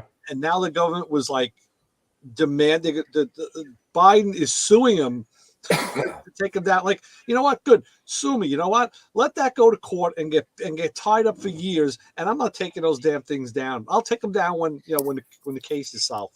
Yeah, supposedly from the little bit that I heard, is that they put a bunch of them up and he's taking them. He decided, okay, well, I'll cave and take some of them down. And I'm just shaking my head, like during everything going on right now, and they're saying there's a mad rush at the border. Right. And it's like, now's the time we want to take it down. Come on, man. They also showed footage of people that are over the border in Mexico, and they showed them even with the heat-seeking cameras. The cluster, they said there's thousands. They're waiting for that proposition to drop 42 that hasn't gone through, and then they were just going to flood across. Yeah. They're waiting. It's like, what do they have to do? Or I don't understand what has to happen for the government to see. The municipalities and the states know what's going on. How come the bigger entity can't get a handle on this? I don't get it. Well, the other thing I just found out recently, and it wasn't even through the news, there's with the Lake Mead situation, I guess they made it illegal to record on Lake Mead. Oh, really? Yeah, there was a group, a guy and his son, and they're, I guess, professional fishermen. And when all this stuff started happening, they started filming and giving weekly updates. And they went on a road trip to check out the Mississippi River with the stuff going on as far as reporting that it's low. And they just put up a video the other day that they came back to the news that they can't film on Lake Mead, that the government made it illegal. And I guess there's a way you can get a I listened to it while I was driving, so I didn't fully watch the video. I have to go back and rewatch it. But from what I understood, they were saying there's a permit you can apply for, but it takes 10 days. And if you get approved, it sounded like they said it's like a 1 day, you're just getting approved for a 1 day thing. Oh, wow. And if the weather's bad, you may not be able to film and you're out. You have to go through the process again and pay. I think they said it's like $200 or $300. Okay. And if you're caught filming, it's 6 months in jail and a $2,000 or $3,000 fine. There's a word for that. It's called bureaucracy. Yeah. Oh, yeah. That's it. We'll just tax you until it's too expensive for you to do it. And then if you do it, we'll arrest you, But, let all those people come through. Take those containers down. Let all those people come through and let them take like 12 gallons out of Lake Mead for the hell of it just because they need water, Yeah. Yeah. Well, and the sad thing is, too, aside from them doing updates on the situation with the water level, it kind of screws these guys because they also were doing videos of their fishing trips. So, right. It just became that this year, or in the last couple of years, but mainly this year, it became a thing to video the drought situation. But they also video when they go fishing and how they catch fish and what give like pro tips.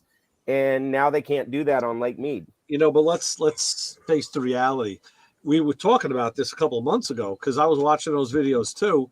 Yeah. And, cars and boats and engines were popping up. And I think the government's probably thinking, okay, there may be some other stuff popping up now, and we don't want anybody to see it. And that's why they said, stop it. Oh, yeah. That's my opinion. Yeah, I kind of have the same opinion. I'm kind of curious, like what's the reasoning behind it? There is the bureaucracy, but there's also it's like, is there something else? But who knows? Jimmy Hoffa in a Cadillac, I mean, he'll finally show up, and That's what I was thinking. Yeah, even though he's exactly. from Jimmy's Justin's down area, there. even though he's from up Justin's way, they'll find him down there in Lake Mead. Well, they haven't found him up here, so They haven't found him under the Meadowlands or any of the other places they looked. So what the hell? Well, one of the guys, one of the podcasts or whatever, the things I listen to, they were saying that he's in a wet location and you'll never find him. Oh, right. So maybe he is in Lake Mead in the back of a Cadillac. Could be anywhere. But yeah, so I don't know. Yeah, again, just more bureaucracy. I know there's a bomber that's in there at Lake Mead. I think it's I want to say a B-29. It was doing, the story on it is it was doing, I think it was right after the war. They were testing some different equipment, and when they turned and were headed back, they dropped low, coming right down on Lake Mead to skim across the top. Oh yeah. And the pilot got disoriented and literally skipped the plane across the water. Wow. You don't want to skip a B-29. Yeah, there's actually I never heard of it until all this Lake Mead stuff started coming up, and I watched a video, I guess, in the tour center or whatever there on the dam where you can go. They have all kinds of information on it, so it's an open source public thing. You know what? I want to refer to I have a couple of military, airplane books. I want to, because I just saw a video of a World War II era plane, and maybe it's a P-52. It's the fixed wing propeller plane, prop plane, dual engine, but it had the canopy that slid open over the pilot and co-pilot. It was a long canopy that would slide back and forth. I think maybe it's a P-52. Was it not the double boom, not the P-38 with the double? No, P-38 is a smaller plane. No, with the dual wing. No. Wing boom. Yeah. Regular tail section. But this plane came down on a beach. It was one of the failed videos I was watching, and there's people in the water, and this plane's coming down low, and you're like, wow, what's he gonna do? Strafe the beach? And he comes down off the shore, maybe only about, 50 yards. Maybe it could have been a little more. It's hard to tell with perspective. And he just laid it down in the water. It didn't flip, it didn't end over, it just landed. But I was thinking, oh my God, that beautiful plane. Now it's, it's a war relic. Now it's in the salt water, and it's going down, Yeah. What a shame. But I guess he couldn't land it on the beach. Actually, he probably couldn't have safely landed it on the beach. He took his chances on the water, and he did. He landed it, but yeah. Wow. So, Brian, what do you take for the sinuses? I don't take anything. I don't like taking anything. Huh? You tough bastard, you. I know. I just tough it out for the couple of days. I'll tell you what, every night I put on one of those breathe right strips on my nose. And I tell you, it's like the horseradish, my wife say. The picture I sent you with the kibasi with the horseradish. That stuff is so freaking hot. I mean, I taste it. Of course, I put it right into the roof of my mouth. Like I'm a masochist. And your whole throat kind of gets it. And then it just goes like right through your sinuses. And it's like, yes. She goes, do I need to tone it down any? I'm like, no. It's like, that's all. I tell you, I could smell it across the pictures. That was awesome. The breathe right does the same thing. They're menthol strips, and it literally just opens up your sinuses. You may want to go pick up a box of those things. They work really well. I usually don't do anything. I don't like taking anything. So well, I mean, you're not taking that. It's just topical. Oh yeah, I know. But like I said, it's like when your mother used to rub Vicks on your chest when you were a baby. Yeah, I hated that stuff. I put Vicks right under my nose, and there you go. Actually, I mean, the last couple of weeks where I've been struggling, well, probably for a month now, but where I was struggling with the chest congestion, I finally put a humidifier in the bedroom with me, and then I started putting the Vicks on, and that it cleared up.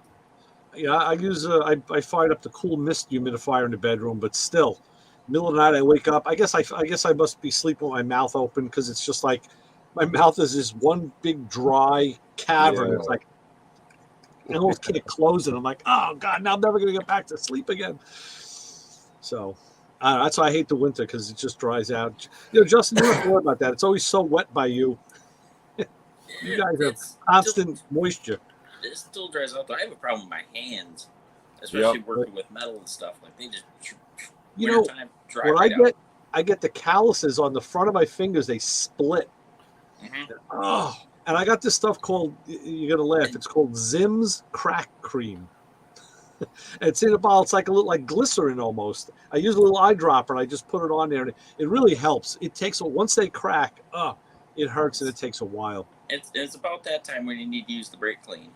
I was gonna say when you get the brake clean or the carburetor cleaner in it, you're like, oh, that's what?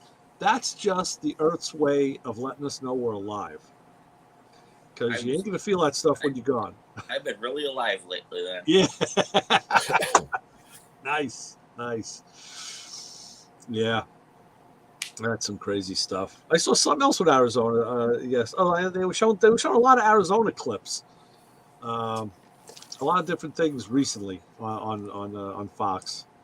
I'm trying to think what the other one was, but it just looked awful dry and dusty. Yeah, it's this time of year for the next couple months off and on, we're actually, I think right now it said we're 44% humidity. Okay. And it's kind of our wet year, part of the year. I'm looking here. I have a humidity and temperature gauge right in front of me. I'm at like 49% in my basement right now. Yeah. Which is good. That's good. Yeah, this is more of our wet, the fall months. Once we get out of the monsoons, we're moderately, somewhat humid. We get some storms, and then you start coming into April, May, it starts drying out, and then June is really dry. Wow. End of May, June's really dry. But yeah, it is dusty here. Yeah. Hey, Brian, let me ask you. So you must go through filters a lot. I'm sure in the car, the cabin filters and the air cleaners. That's always, yeah, they must sell a lot of filters out there. Yeah. So Brian, my wife wants to know. I was telling her, I saw Bill again today. I saw the Snap-on guy at the shop, so I was talking to him a little bit, and I was like, he said this week, I'll have all the Christmas stuff on the truck. Nothing at all. Like, so I explained to her how when I watch Clay's videos, he went on when he goes on Michael's truck.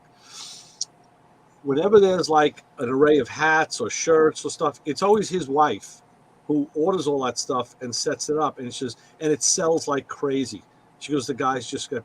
So my wife asked me, she goes, well, what does Brian do? Does he do that? Because we were thinking it was probably just like a guy thing. Like guys don't think of like the tchotchke things or the little things or whatever. And I said, I don't know, but I'll ask Brian tonight if he's forward thinking in that department. Well, the biggest problem that I have is that when we order stuff, like our Christmas stuff, we have to order back in June. Right. So it's really hard. It's usually a June meeting, sometimes an August meeting. And you see the stuff and you're like, okay, well, maybe. And I mean, it's hard to lay out the money if you don't know. Of course, the problem comes then when the season comes around, you're like, dude, I wish I ordered this stuff because now I don't have anything on the truck. So even though like what Michael was doing, his wife is doing is like, just like I said, just, hats, like the new hat or and the different T-shirts. And, I'm trying to remember the other stuff he had on his truck, the last video I saw. but it's like, yeah, not real expensive stuff and things you could just grab and go. And he says, he goes, oh yeah, if my wife didn't do that, he goes, I'm too stupid to think of doing that. Or she'll order like a coat, and guys always want the jackets and the coats. And the only problem for me, and I could probably sell. I mean, it would probably sell, but to be honest, every time I get hats and shirts on the truck, everybody wants it for free. Oh yeah. And it's like, dude, it's like I tell them, I said, dude, I don't get it for free. Right. And if I had to give everybody a free hat or a jacket or whatever, I don't make any. I gotta at least get my money back. Yeah, that is an issue. Justin, what about you? How does your guy handle it down there? When you see him, that is. We actually see our Matco guy all the time. It's the Snappo guy that, lately he's been showing up. It's just having stuff on the truck. Okay. That's kind of an issue, but he's showing up. Okay.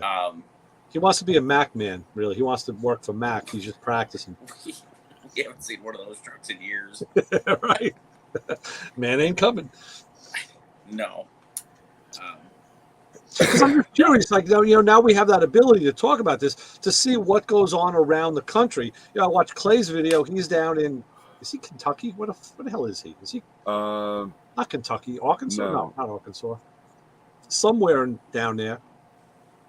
He's in one of those states. I see what happens up here. Then, we can see what you do. And then Justin, of course, has the North Country. But I'm just curious to get a picture of what's going on across the country. I think I saw. I think it was about a month ago. I saw a Mack truck. Did you?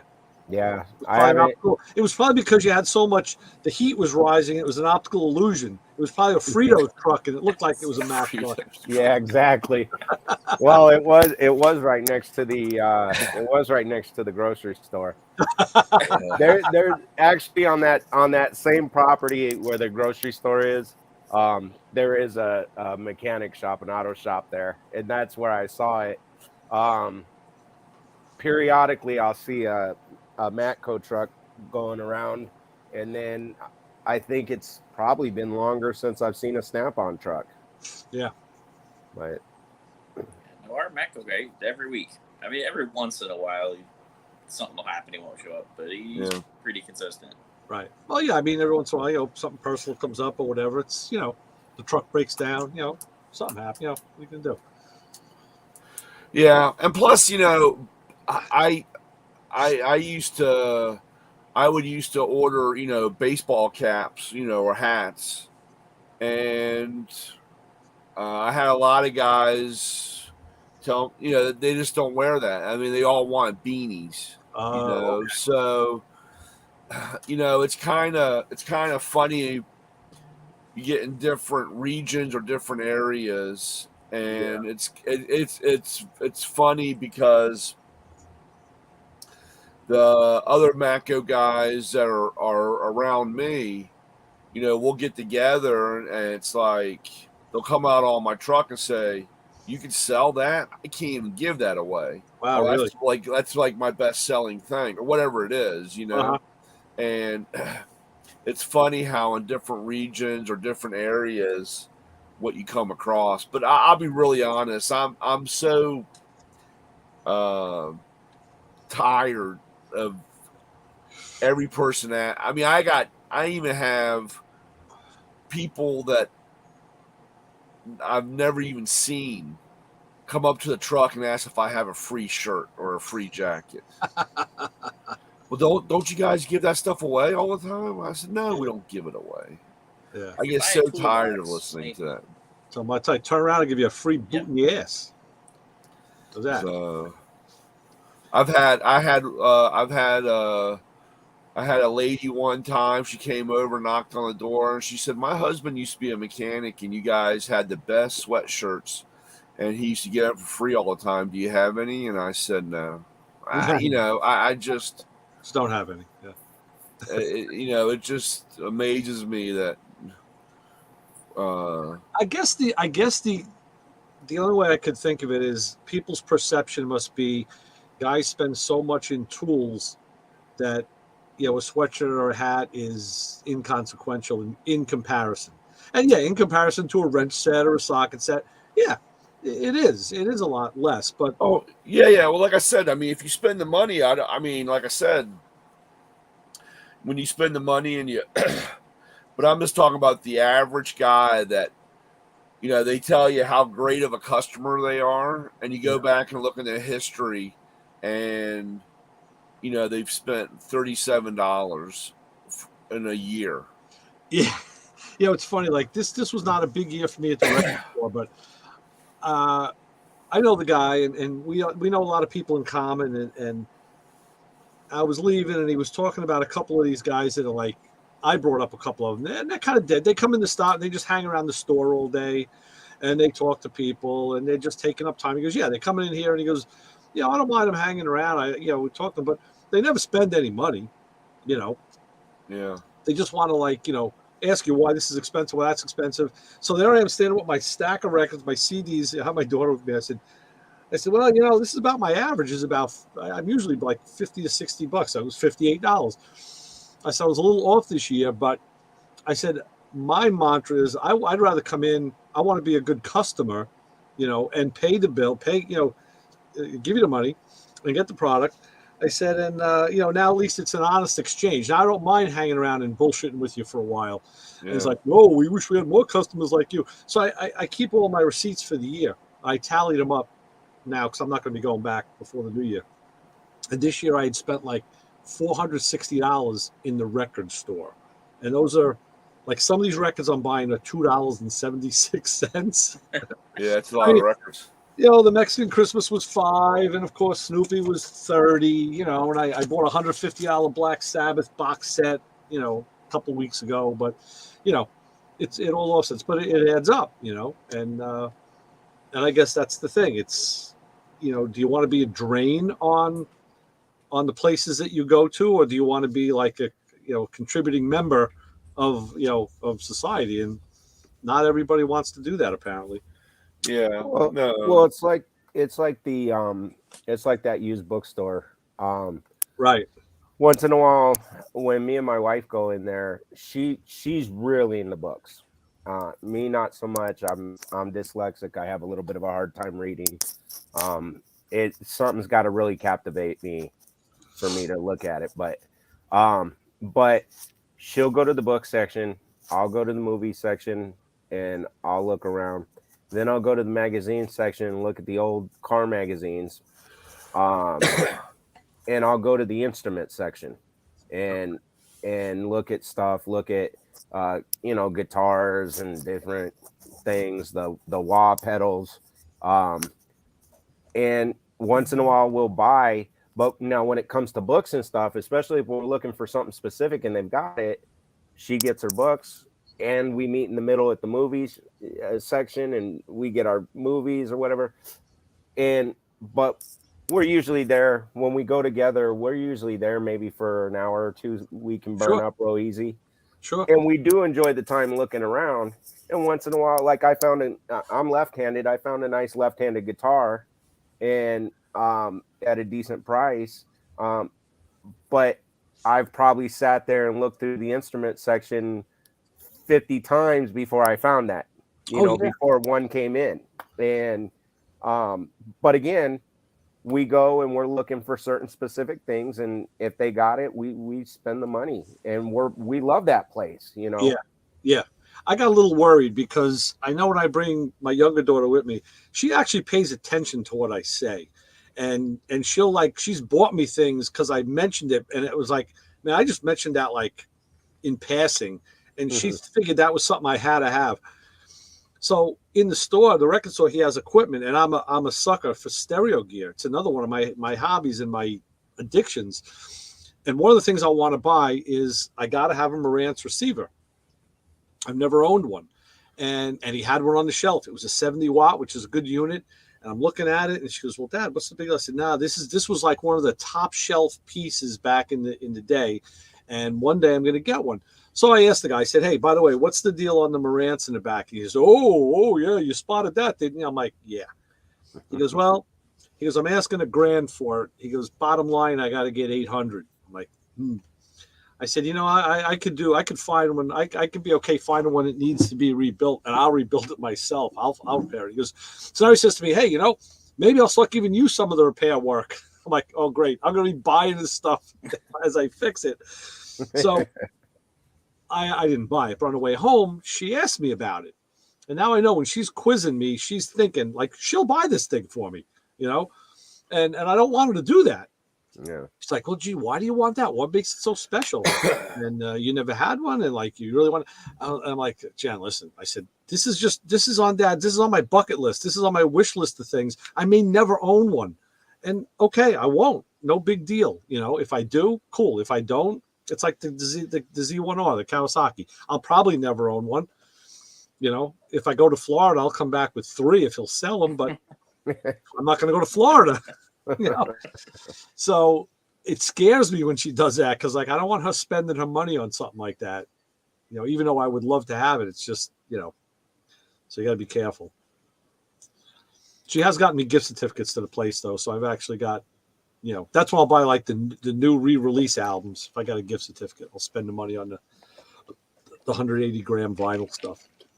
Yeah, but yeah, it's all. We do that with everything that we do. I guess it's all in the day. The cool thing though is all that interest that she took in and asking questions. Mind you, there was possibly an ulterior motive, but she'll always remember that and getting to know through your eyes that little interaction of why it's important to you, why it's, Well, we had a talk a couple of years ago because she was. I don't remember if she was still in high school, if she was in college yet. And she's a bit of a fashion horse. She likes her clothes and her good bags and all this stuff. And she saved her money. She was working part-time. Yeah, she had to be in high school. And she bought this Gucci belt. And, she showed me how they have the knockoff stuff. But this was a real Gucci belt. And it cost her $500. And I said, whoa, $500. I said, granted, I have a belt that I wore in high school. I mean, I have belts that I've had. They're not Gucci belts. But, I don't. My stuff lasts a long time. Clothes and shoes. I'm not, and she takes care of her stuff too. Yeah. I said, again, $500 on a belt. I mean, that's a little. So you know what she says to me? She's smart. She goes, well, so okay. She goes, I understand you wanting to know that. She goes, so why do you buy Snap-on and Matco tools? I'm like, ooh, damn it. Ooh, she's got me. Now I said, you got me. I said, yeah. Well, it's different, though, when you're buying tools and you're using them to make money and to do a job. It's a tool. But, yes, I could buy other brands and I could save a lot of money. I could spend a lot less. I said there is a quality factor, feel, fit, finish, interaction with your tool guy, brand loyalty. I said there's a lot of reasons. I said, and they are the better tier stuff. I said, and you're right. Buying the tools, there's no argument here. The tools outweigh the belt. I said, but when if I buy like a sweatshirt or a hat or something, you buy the other stuff. I said that's when you just buy it because you like it. That's. Yeah. So I said, yeah, you got a point there, but I was like, I really had to give her credit for thinking that way. Yeah. It's like, damn. I said, you're going to make a really nasty wife someday. Yeah. You're going to nail this poor guy to the wall. Yeah, she's smart and she listens. Yeah, two dangerous combinations. Yeah, so of course, like my wife says, "Oh yeah, you're pretty smart, but you never listen." I'm like, yeah, no, I do listen, just selectively. And then like wind tunnel, so it goes in here and it goes, And then if she's good at the argument, where you'll never win an argument, she's pretty good. She probably will be because she's, like I said, she is smart and she thinks. She doesn't just fly. Like my older daughter is the emotional one. So she'll just, we've had arguments about stuff. She's a lot more liberal and all. So she goes on, and she's a big women's rights advocate, which is fine. Yeah. We have no problem with that. But she goes right to the emotional argument. And we're like, hey, wait a minute. You're not talking about facts here. You're talking about, they'll get to the point, but no, but you don't understand me. Like, okay, I got to go. I'm done. So it's actually harder to argue with her because it gets emotional. At least you want to talk about facts. We can duke it out. We can have a good argument, and then agree on what we agree on and disagree what we don't agree on, and call it a day. Yeah, my daughter will do the you did this and you said this. No, I didn't.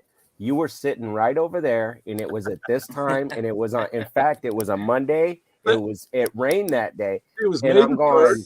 3rd. I don't remember, and whether she's remembering 100% or not, she will make you believe it. Right. And I'm over there going, I don't remember what I did 10 minutes ago. Yeah. I really wasn't paying attention on it. That's great. And I'm like, this was on TV, Dad. Don't you remember? Yes. So she argues like that. Wow. I'm like, that's lawyer material. Yes. Yes. That's prosecutor. That's one of the, now that she's in college, but prior to her going to college, that's one of the profession areas we were thinking she might go into. And what is she studying now? Right now, she wants to go into nursing. Okay. But, and she'll fit that. She's got that caring side. Yeah, it's tough. It's tough. But if she were to change it and go for attorney, hands down, she could do that too. Right. Yeah.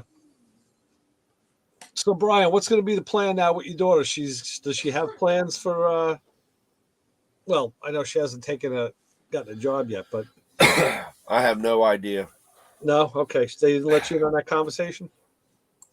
To be honest, I haven't really talked to her. Your wife didn't tell her, okay, now the rent starts next month, and she kick in for the food. I mean, Molly's she's living. To be honest, I don't know if she's actually coming back home or if she's got another place up there. Oh, really? Wow. Okay. Yeah, she's the only one that's left the nest so far. Okay. This isn't the one that was doing fashion, is it? No, that's my youngest. Oh, okay. That's Emma. But Molly, she's been into the forensics, and that's a great line. She had what was that? She's done what's the agency? Was it SEC? The financial credit card. It's government. Shit. I try to stay away from those places. The SEC, they do the investigations on the isn't that the Securities Exchange Committee? Yeah. She did an internship there. She's done an internship with the Howard County Police or Baltimore County Police. So she's done a lot. I mean, she's been in the mix. I know that there was she's thinking about maybe the Secret Service or the FBI. Those are great. Yeah, you're some with the future with the benefits and the retirement. That's the way to go. And I try to. Well, we've all done it with our kids. You try to stress about time. You really don't have the time. You can't say, "Oh, I'll do it later," because time flies so fast, and it goes by, and before you know it, you're going to be 36, and you haven't done what you wanted to do. And you can always start, but I mean, it's just prolonging it or not getting involved. Makes it difficult. And everybody's different because a lot of people mature later and they don't find their stride until later on. Like just that being comfortable in their skin. Some people aren't until they get older. Yeah, it's rarely. I think we've all had friends who you could tell, like even maybe in grade school, like, man, that kid's got he's got it going on or she's got it going on. They know what they're going to do. You know, that was never me. Yeah.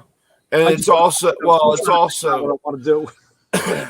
Yeah, but it's also funny because there were guys, like you said, you know, or, you know, kids in your class that you were like, man, this guy's got his shit together or she's got her crap together.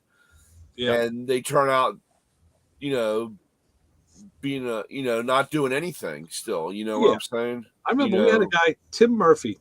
It was in grade school, and he was Irish kid, played basketball. He was tall.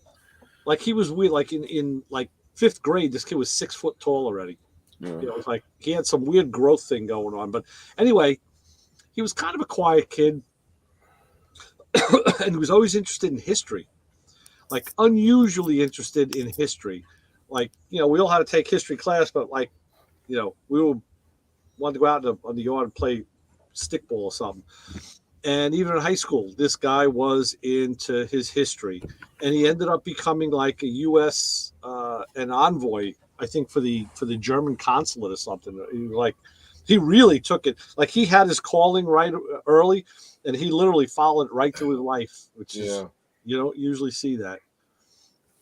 You know, but one of the biggest things for me that I try to tell the kids, even the kids that I coach, is when the opportunity comes up, is if you can find a career path that is a hobby, then you're enjoying going to work. You're looking for it. Work doesn't become work. I mean, it still should be work, and you got to put in the effort and everything, but it's not as tasking when it's something you really are into or enjoy. You know, now mind you, there's nothing wrong with doing. I remember my oldest son, we had to do some work on the roof, and I learned quite a bit with stuff like that with my dad, but it's not something I wanted to do, and I needed some help. And I said, hey, I want you to learn what it's like being up on the roof, and hey, if you want to do it and you love doing that stuff, there's nothing wrong. There's no shame in it at all. But I want you to get an idea that what it's going to be like, because I don't want you waiting until you have to do it. Right. And then you're doing it begrudgingly. Right. And he's out of this is my oldest that was in the Army, and he works for a company that goes and does concrete and soil samples and a bunch of other stuff on building projects. And he loves it, you know, right. And if he did end up doing something around the aspect of working on a roof, I think he'd love it, you know, and that's great. Yeah. Yeah, that's cool. I agree. That's cool. Yeah, they got to find their own. They got to find their own path. Yeah. Man, oh man. In fact, I'll tell you, today he called me because during the week, right now, his housing situation, and plus with the Honda down, he keeps his Blazer here because he's got a take-home vehicle. But during the weekend, when he has free time, I pick him up and swap out, and he takes his Blazer home so he can, you know, go wherever in it. And with the holidays, he doesn't have to work tomorrow. And he called up and he said, hey, Dad, you at home? I don't work tomorrow. You want to pick me up? And I said, well, we got an issue. I said, the Blazer's pissing. It went from a leak to now it's pissing trans fluid. And I'm trying to figure out what's going on. And it's right where it goes into the radiator for the trans cooler. Right. And we were looking at possibly getting another radiator. We weren't sure exactly what was going on. And I told him, I said, me personally, because I have a same style Blazer, I said, I went with the all aluminum radiator. I said, you're not messing with the plastic on the aluminum. It's just full aluminum. I said, I'm happy with it. So we were looking into that. Well, in the meantime, it started pissing, and he walked from work, and his work's probably about 2.5, 3 miles from the house, so it's not too far. But he walked. I was actually had just finished, and what it was is on that Blazer where the lines go in, it's got a coupling, and it's like a quick release. Well, on my Blazer, it's the regular tubing with the flare nut. So it's threaded fitting, yeah. Yeah, it's threaded fitting. His has that coupling, and the O-ring went out. Oh, good. So Beautiful. it ended up not being as much as, and by that time I figured it out because I said, hey, we really got a problem now. It's pissing. I got to fix it. But I told him I had it apart. I had just put it together, and I was headed over to, I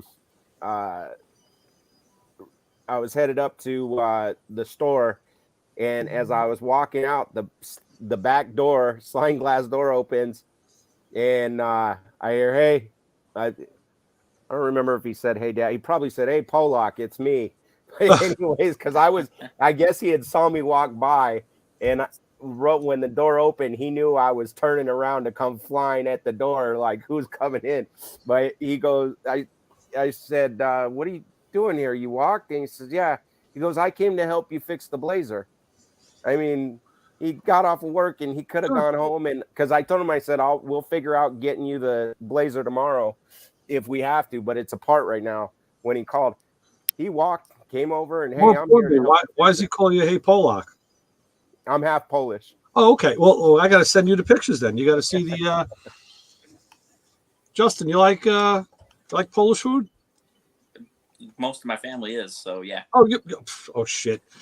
The store I was in today, guys, was a Polish deli. We had to wait outside online. Everybody in there looked like the half of my family, my wife's family. All the girls are blonde. I said, wow, this one has my daughter's nose. I mean, they were all like, and they're just all speaking Polish. And like my wife, I don't know a word of it. I know just a couple words, but my wife grew up in a household that both her parents were directly from Poland. I mean, and her mother, her family was running out the back door. The Nazis were coming in the front door. Like it was that close. So, and her parents, they're both gone now, but they both spoke English, but it was kind of a broken English. It was, a heavy Polish inflection. So my wife understands it. She says she can't speak it. I think she can, but she understands it when she hears it. So this was the test because she had to order the stuff, and you got to talk, you got to give them like the right terminology and all. And it was the one girl behind the counter asked her if she wanted the I forget what they were now. It was like I call it finger kibasi. It was a real thin one. There's a name for it, and she asked her if she wanted it in her dialect. She asked her if she wanted it fresh or dried, and my wife was like, "Huh?" Now you got to realize we're in a place. It's like a bar. People everywhere, and the Polish people, the women, I've known this. They're little bulls. They don't wait online. They just push their way through.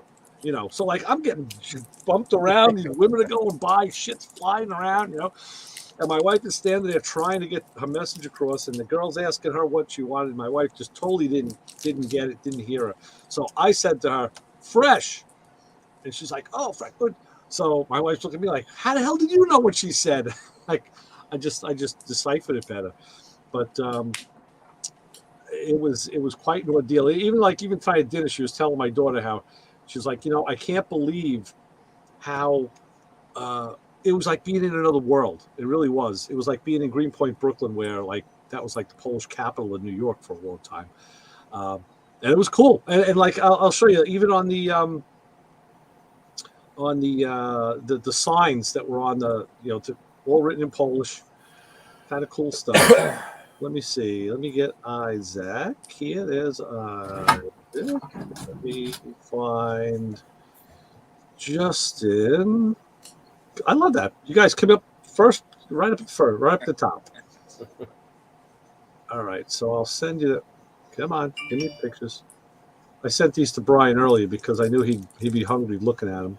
Yep, looking at them now again. This show always gets to food at some point. Yes. Always.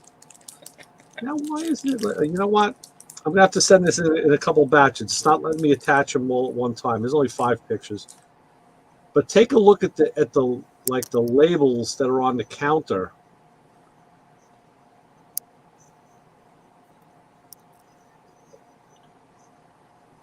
Hang on.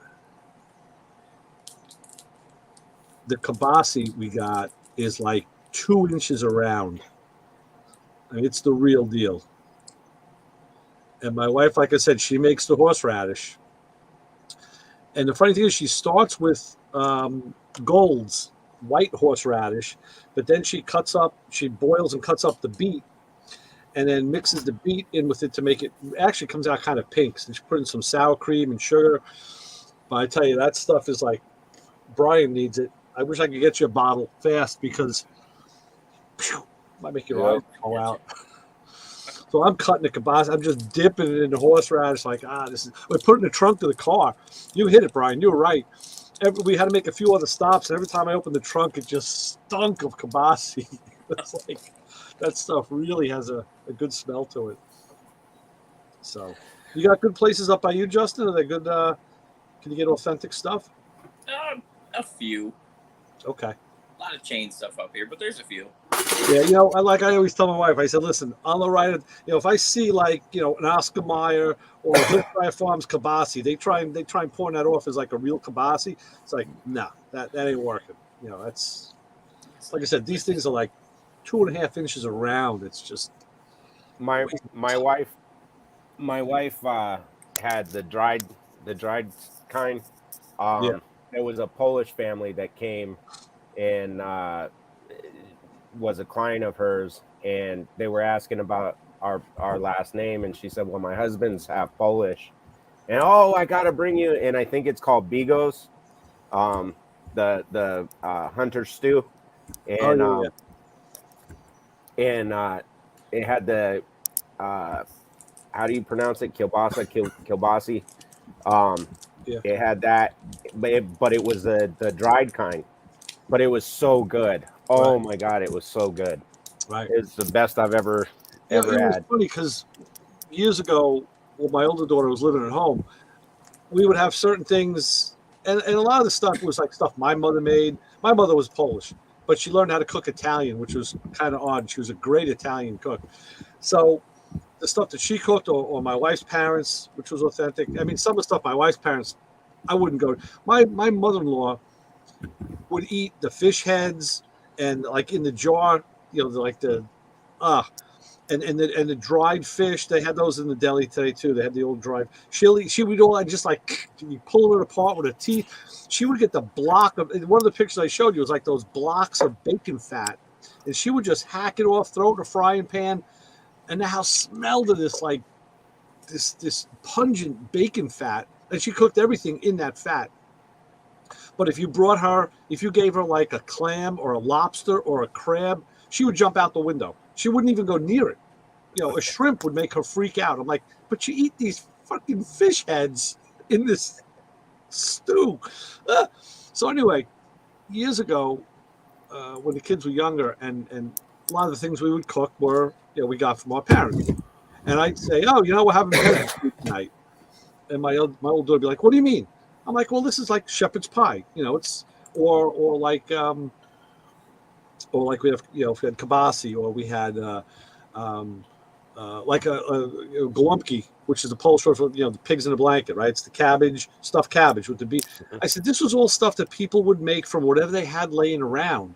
Yeah. And render gravy out of it. I said, and it was peasant food. Now my daughter took, of course, Miss Bella Abzug over there. She took like, how could you say that? That's so offensive. I'm like, offensive to who?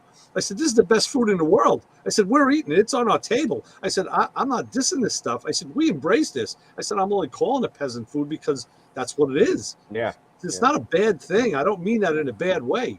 I said, you're taking this way too far, But we'd have these kind of arguments all the time when she was growing up. It's like, oh, but it sounds so disrespectful. I'm like, it couldn't be more respectful. If it's on my table, I respect it because I'm eating it. I said, so let's get that straight. Good. Well, in those situations, they really lived off the land. Right. I mean, there's no shame in that at all. They could survive.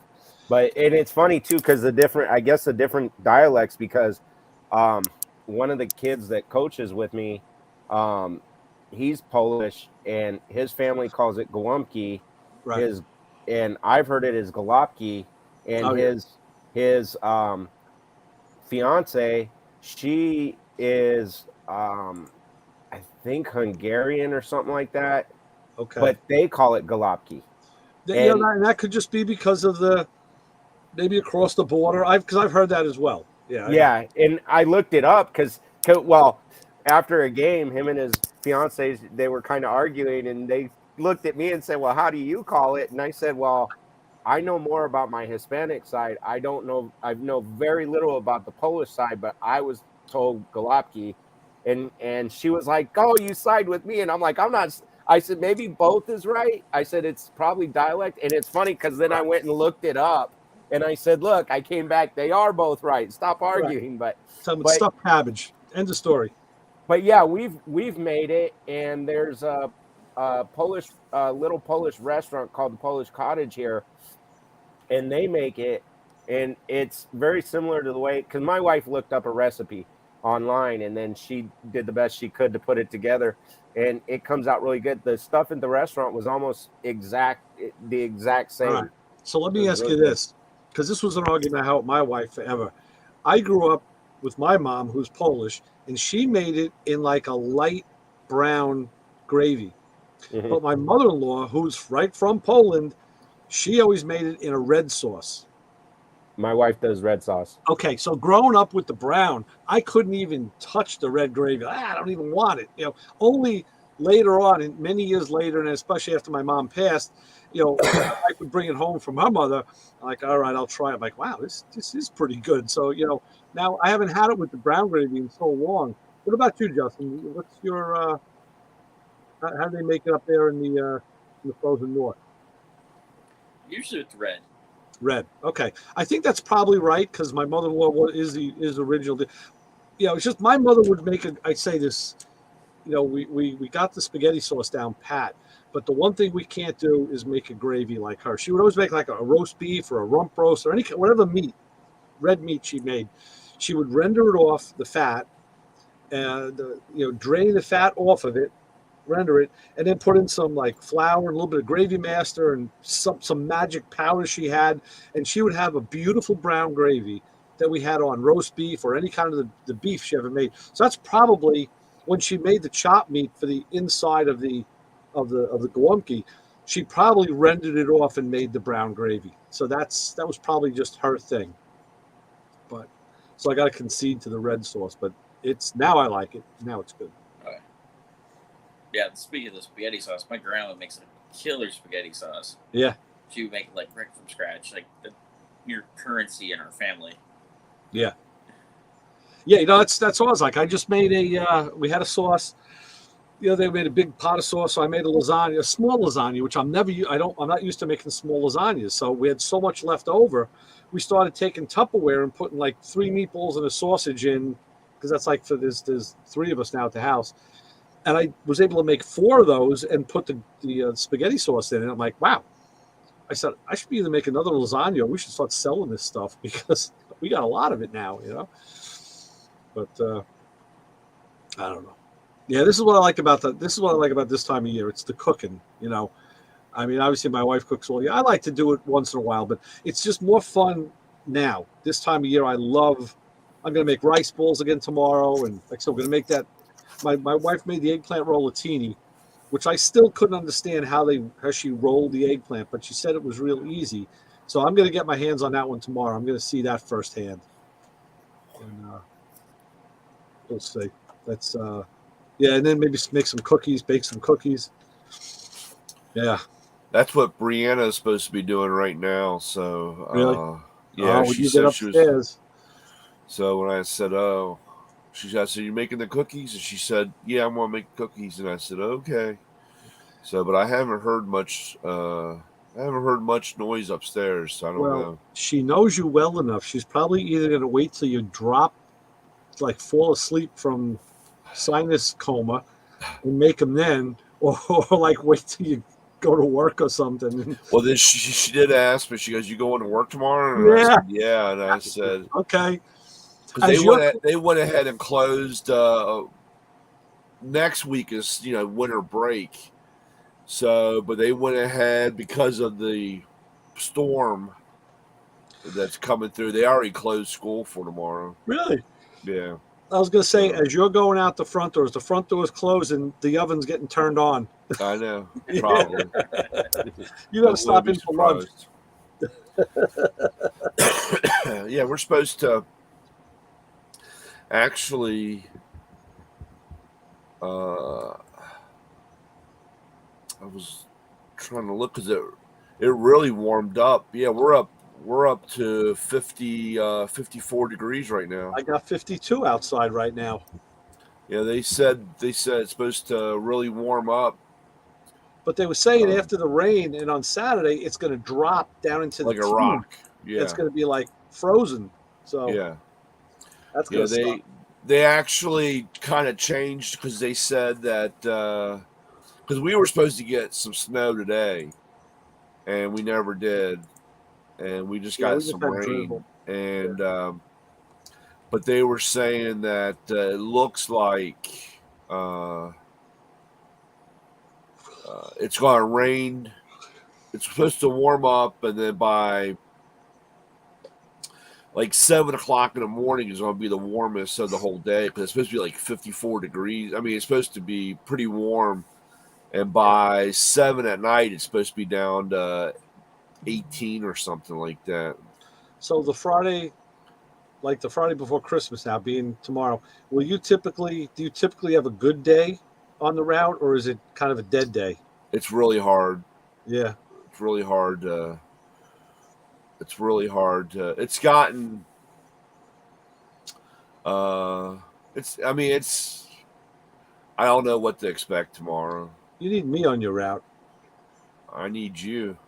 Yeah. Yeah, because get me on a tool truck, man. I'm just like one of these two. Oh yeah. Yeah. I haven't been doing that with the other guy though. That's for sure. I've been kind of laying low with him. I've got so I hope I have a decent day. Like I said, I don't even know what to expect anymore. I met, the guy didn't stop. He doesn't stop the shop because the guy that's there, I guess he doesn't owe him any money and he doesn't really spend a lot of money. So he just passes by. So I catch him. I come the other way and I saw him. He was at the tool rental shop, which is the next stop after us. So I pull up behind him, and as I'm walking up to the truck, I see him walking down the block with something under his arm. I'm like, oh, he's going to the next stop, the interior place. And then I look in the tool place, big tool rental place. It said they were closed tomorrow. So they're going to be closed till Monday. So I'm like, oh, wow. So that's why, he doesn't have to stop here because the guy's, and he didn't even know it. Ends up the owner was in there with the secretary because when I was in the truck, he texted him and said, hey, I'm inside, come on in, come inside. But he gave all the guys off. So I guess the shops will be doing that tomorrow. Some of them may be closed. Yeah. Like I said, and it's always funny because I always ask, the week before, are you going to be closed? You going to be open? What are you going to do? Yeah. And it's always funny because they say, oh, we're going to be closed. I'm like, okay. And they're usually open. And the people have said that they're open is usually closed. So it's like the usually what it usually comes down to is what the auto parts stores are going, they're going to have what time they're going to deliver to. Yeah, true. So, yeah, they usually, if they close up early, a lot of my shops will also close up. So I got a party at the UD tomorrow night at the garage. I don't know. It's in Queens. I don't know if I'm going to be, if it's, my wife's already telling me, no, the weather's going to be so bad. It's going to be raining. You shouldn't go. I'm like, yeah, it's rain. Big deal. But I don't know. We'll see what happens. Yeah. I found out talking to the tool guy. I know he's got a Camaro. I thought it was an original car, but it ends up it's not. And I said to him, yeah, I got this party at the UD in Queens. He's like, yeah, where is it? I said, yeah, it was a multi-level parking garage that was it was built for this apartment building that's there, but the guy who owned it, he rented out 3 floors of the parking garage inside to just hot rods. So guys had they paid a monthly bill. It was like 3 doors, it was like 3 levels of security. It was, and it's heated in there, and there's floor drains. You can wash your car in the winter. So he's telling me he bought his Camaro from a guy like that in Queens. He goes, I wonder if it's the same place, but he was giving me a different set of coordinates. I said, nah, I come at it a different way. So, but it ends up the way he described it, sure as hell sounded like this place. And I got he said the guy had a 68 Camaro, had no engine, a 69 302. It was a Z28. Had a 302, but not the original motor. So he ended up going there and buying the 68. This is back in 2008. So when I got home, I ran up by my Joe, my old co-host. I said, "Hey Joe, was there a guy?" I forget the guy's name. I said, "Was there a guy by this name at the UD that had Camaros?" Because Joe's a Camaro guy. He was like, "Yeah." He was a pretty good guy. He used to come to the Chevy dealer where I worked and buy parts, and he was all right. I'm like, "Yep." I said, "Well, that's where the Snap-on guy bought his Camaro from." Huh. So again, small world, It's like, holy shit. Yeah. Crazy.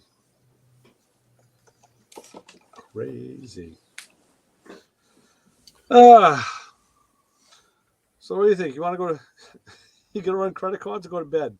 Oh, I don't have to. Well, I gotta wait till that magic moment at 4:45 tomorrow morning. Oh well, you can sleep before that. Yeah. So you get up just to do that? Yeah. Oh man. Yeah. I bet you couldn't have a computer set up like. Well, the computer actually, to be honest, the computer does it by itself. Oh, okay. I just don't trust it. Oh, okay. I've had problems where it's it's it's double run, it's double charged, or it doesn't work or something, and I just. Well, I'll tell you this, on that subject, the Matco app is still flaky as hell. Yeah, they've had problems. Actually, to be honest, Ray, I cannot believe it, but they actually had. They actually were communicating with us about the app because a lot of people are starting to bitch about it.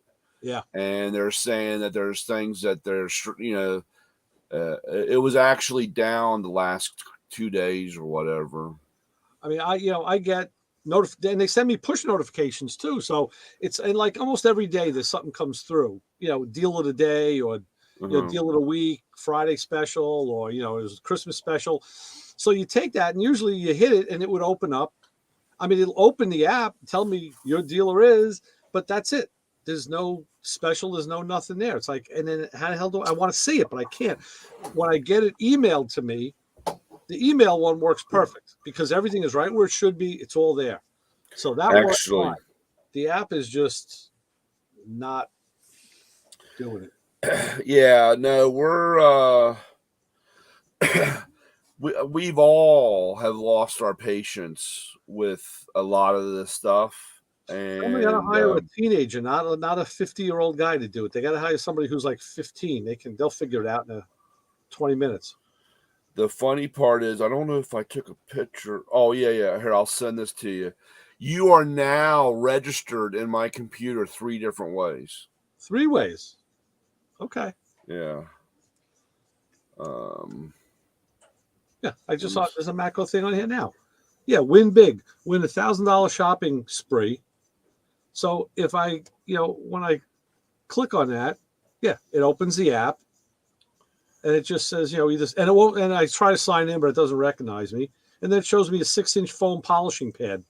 Like, how's that winning $1,000?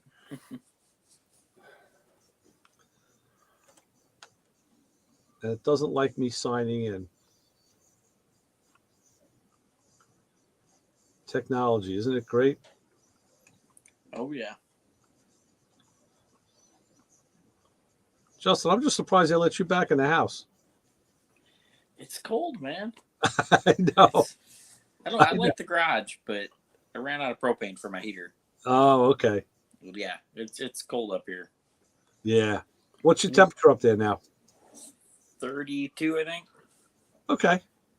Not terrible. We're getting snow. Yeah. We're at 48. 48. Yeah.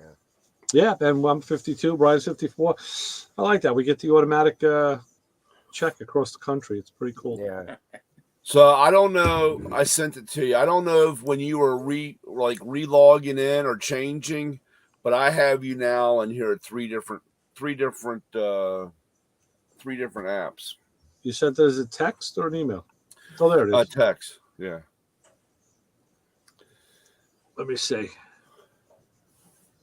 'Cause Wait, 1, 2, 3. Oh, wait. No, there's 2. The one under me is Rudy Garcia. Rudy. Oh, yeah. You're in here twice. I'm sorry. Oh, but there's my phone number. Okay. So, yeah, okay. One of them has my phone number, and the other one has, okay, yeah, that other email, the Ray at NCC, that was my college email. But the other one, that's why it's not letting me log in, because I use my Hotmail address, which is what I registered with, but I put it in and it says it's not found.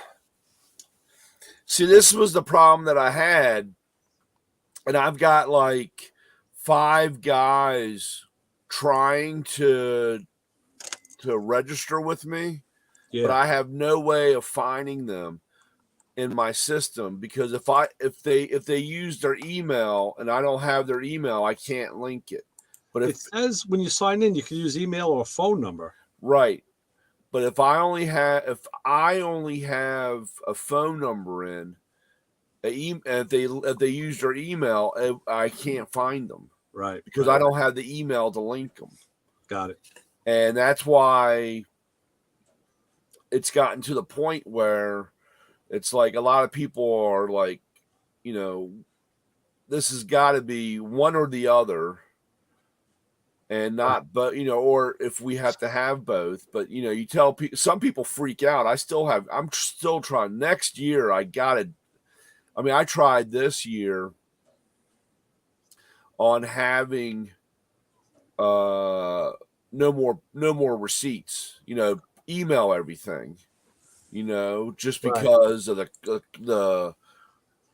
hell, it's not the cost of the ink, the paper, the space on the truck with the printer. I want everybody to be emailed, and people freak out when you ask them for an email. Hell, they'll give you your social security before they give an email, because they don't want to get bombarded. They don't want to get all that crap. So on your receipts, I mean, here, this is a Snap-on receipt. So that's the bill. But look at the back. It's like a full color page that this guy's got to print out. I didn't even see it was on there. Yeah. The freaking driver set. It's like $746. No, I've argued with Mako with that. No. That receipt. No. When unless this is already pre-printed. It's already pre-printed. Okay. Then the paper's just loaded. I got it. Okay. So and that's you load the paper. I used to do that with my receipts. Okay. I would print something on the back, like especially during toolbox, Expo Toolbox. I would print out a toolbox, build your own toolbox from the configurator. Yeah. And do it. And I'm so tired of arguing with our marketing department, because they just, it takes them so long for them to finally get an idea.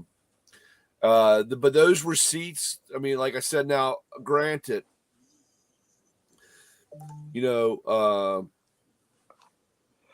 Snap-on, that distributor pays for that. Well, that's what I was going to ask you. So he's now got to buy that bundle of paper, 100 sheets, 1,000 sheets, pre-printed on one side, but he's paying for that. So you're paying for it anyway. It's just so. But that was one of Of course, Mako says, well, they pay for that, so we would have to charge, and and to a point, yes, I understand that, but unfortunately, and I really hate sounding this way, but Mako's idea of charging us is to make 100% profit on the paper to us. Not on your back. Yeah. Yeah. I mean, they're again, I don't have a problem with everybody trying to make money, but when their idea is it's just like where's the team spirit here? Yeah. I mean, they're going to charge. It's like they're going to charge us so much money to do that. Then everybody complains, and they say, "Well, that's what you wanted," and it's like, yeah, to a point, but my Lord, don't break it off in us, right? And I was at Harbor Freight this week because I bought a tire inflator for my daughter. They email you the receipt. Yeah. So tell them, look, guys, even Harbor Freight does it. They'll email you the receipt. So I'm this year,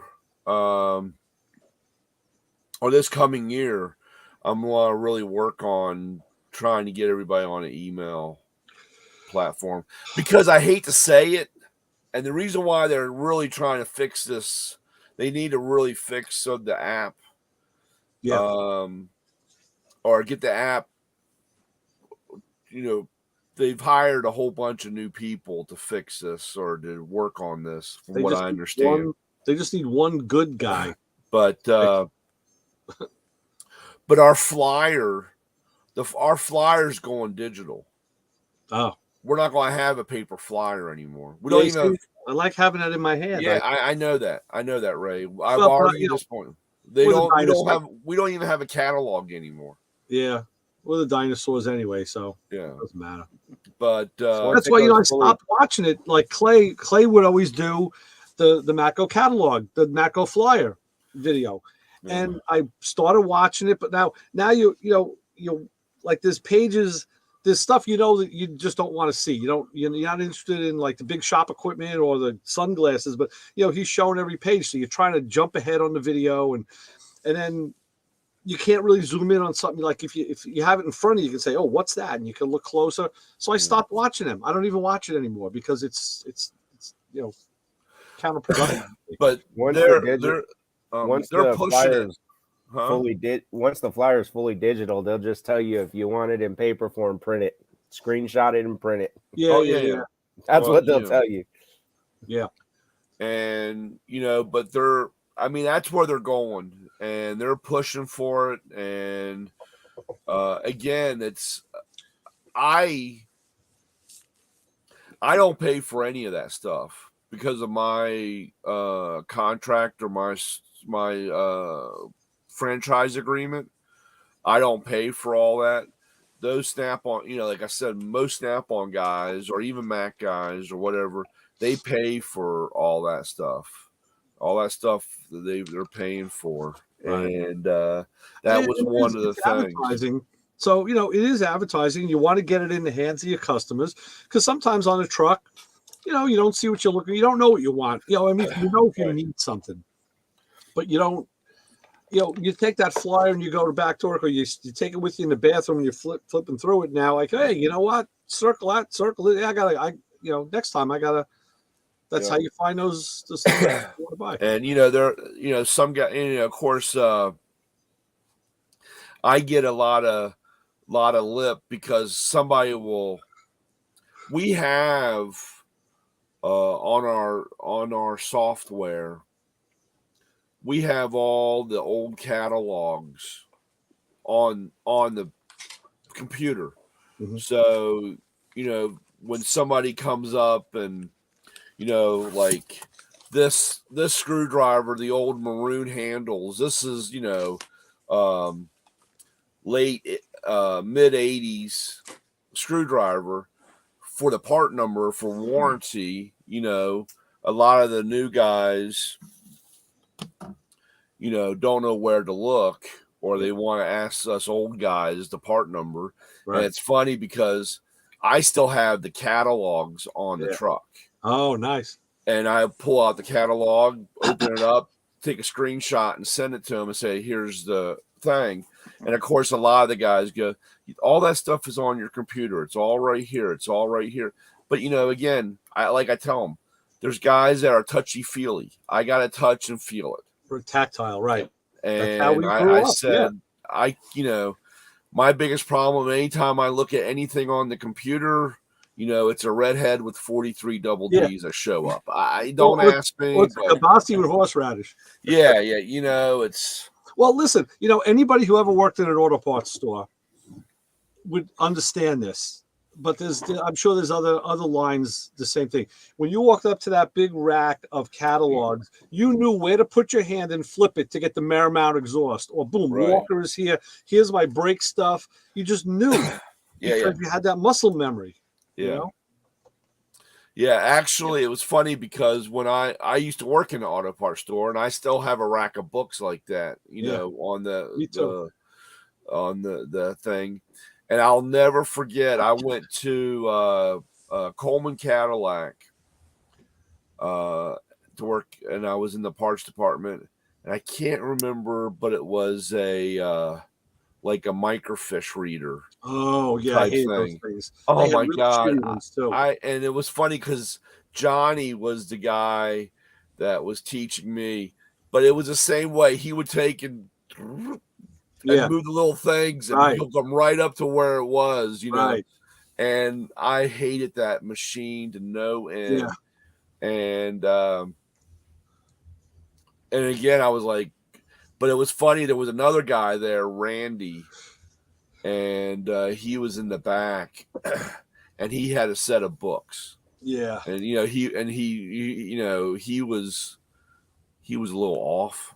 I mean, he was out in left field. The guy could draw like you would not believe. He drew. It was like, I want to say this was a long time ago, but it was almost life-size drawing of a what year was that? 58? Was it a 58 Chevy? The one that had the rounded headlight, the tail lights in the back. 58 was the first year with dual headlights in the front.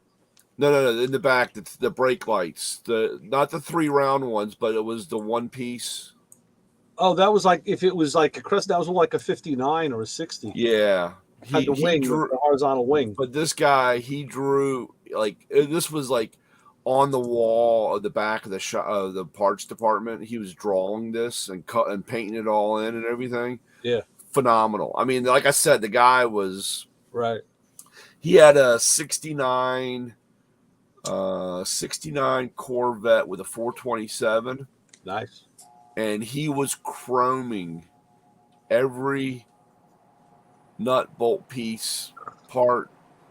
Wow. Everything. He would come back from the chromer, and it would be just a little bag full of nuts and bolts, and he'd be giddy like a girl, schoolgirl, because he had. But everything on this car was chrome. We gotta go buy plastic wrenches. Yeah, it was crazy. He was. That reminds me, I'm gonna have to get a set of AN wrenches when I start converting my fuel system over, because I'm gonna be using all AN fittings. Yeah. I know you don't have to. You can use a regular wrench, but you could mar it. So. Yeah. I've sold a couple of them. Yeah. Yeah, I've gotten a couple of sets. Yeah. Where are you at with that? I know you were last year talking about tapping for the right. For the I haven't. I've amassed the parts. Actually, the linkage hasn't come in. That's supposed to come in like late any day in December. But I didn't start doing the project. I have everything ready, and it started getting cold out there. Yeah. In the garage. So as I've been doing so many other things and other little projects. If I wait till the spring, it's not a big deal. I'll just do it then. Yeah. So. Heck yeah. It's gonna be cool. Yeah. Yeah, should be okay. Should be okay. Yeah. Hey, Justin, do you still have the Cadillac couch in the garage? Yes. I do. I gotta build a stand for that at some point. I'm gonna give it back to my buddy that I got it from. Make him a cool stand for his garage. I used, when I was a teenager, I had a Caprice, a '66 Caprice. I took the bench seat out and put buckets in out of an Impala, and that bench seat became my couch in the basement for years. Used to watch Saturday Night Live on that front seat. That was my couch. Yeah. He's got his garage has a smaller enclosed garage in it that's heated. And oh wow! He's got a pool table and some couches and stuff. There we go, shoot pool, play cards and stuff. And cool. So I'm gonna make a little stand for it. Maybe do some plasma cutting or something on it. Nice. Yeah, I never had a base for mine, so I had to lay it up against the wall, and it could rock and move around. But hey, I was like 19. I didn't care. Was that back in the Father Sarducci era of SNL? Guido Sarducci, that's right. Yeah. That was one of my favorites as a kid. Yeah, he was great. My mom let me watch it back then. That was a great skit. Yeah, it's with John Belushi, Dan Aykroyd, Chevy Chase, Garrett Morris. Let me think. The girls. Hilda Radner. Hilda Radner, right? Jane Curtin. That was the first wave. Yeah, that was the best.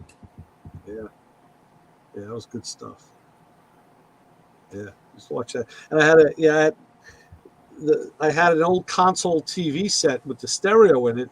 That was from the people who were to become my in-laws, because I knew my wife since she's 8, I'm like 10 years old. So they'd buy a new one, and they always gave me the old one. And the color never really came in right. It was all kind of fuzzy and all, but the stereo worked pretty cool. Those things had great bass. It's real deep. Yeah, those were the days. Yeah. I remember those old TVs with the stereo record player. There's a house right across, kind of catty corner, directly across. Off to the side of across from me, and I guess the person finally passed, but it's kind of run down. They had an older Mercedes that had been sitting in a driveway for years, and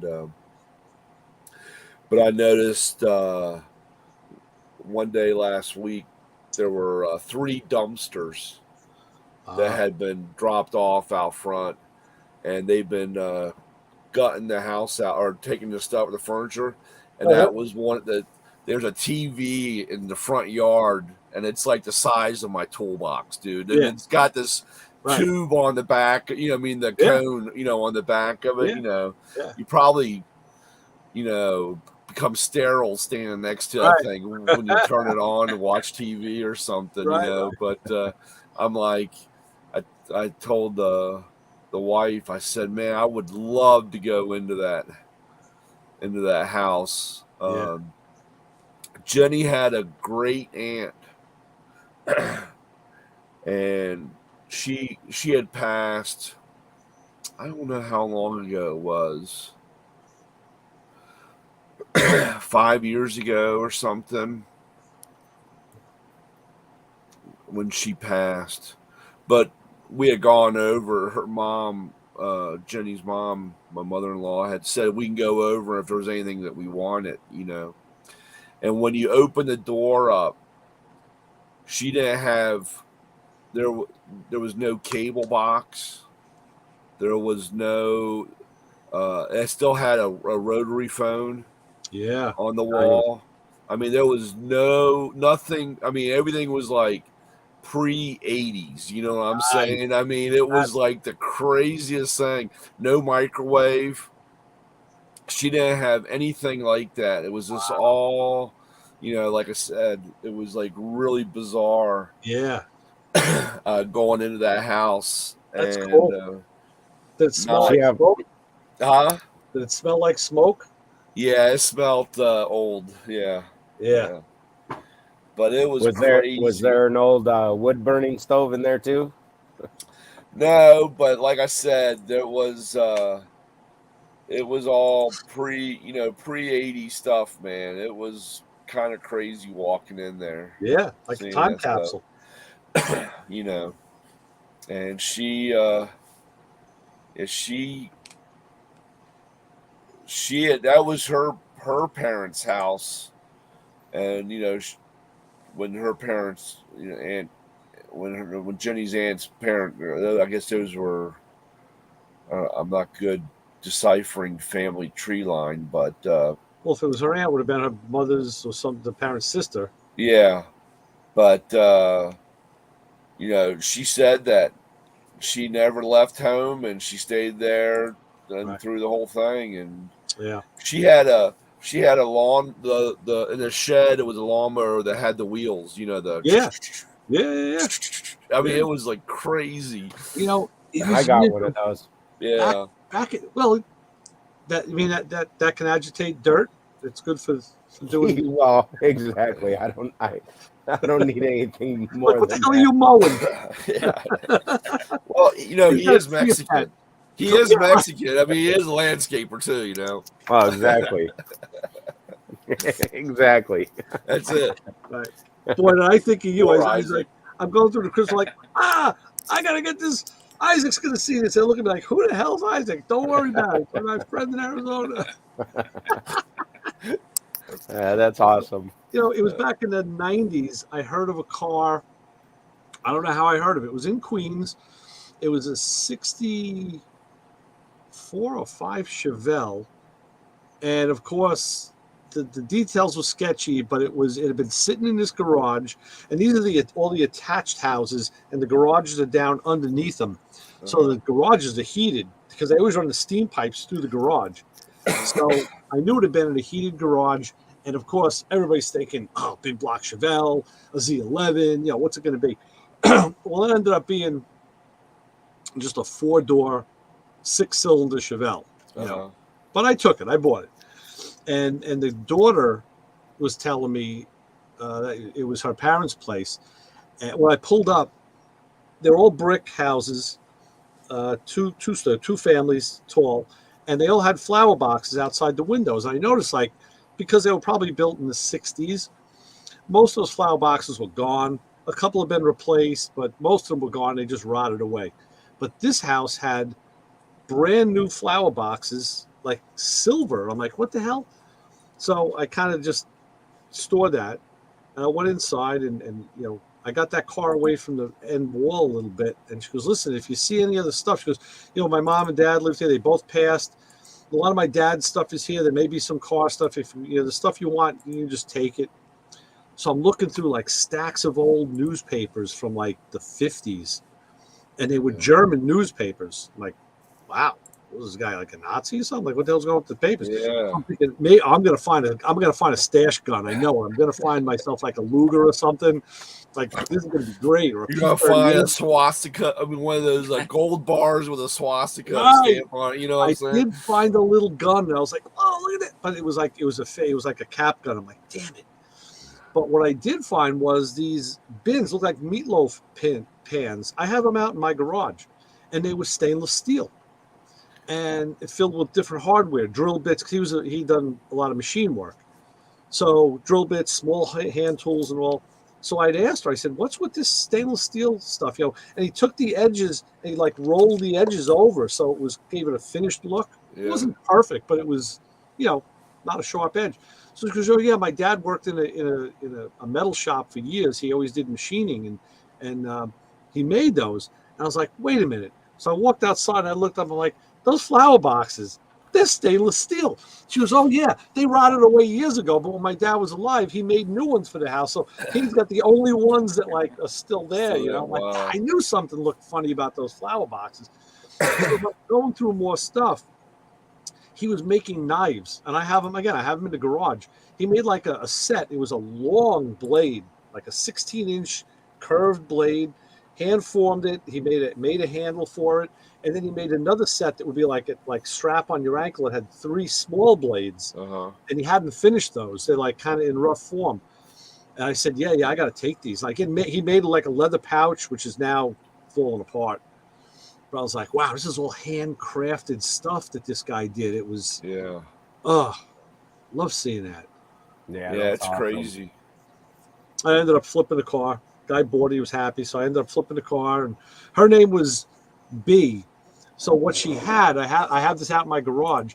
It was like a bee about an inch long. It had like a wire tie wrap on it. It was tied around the mirror because her name was Bee. And there was one other thing.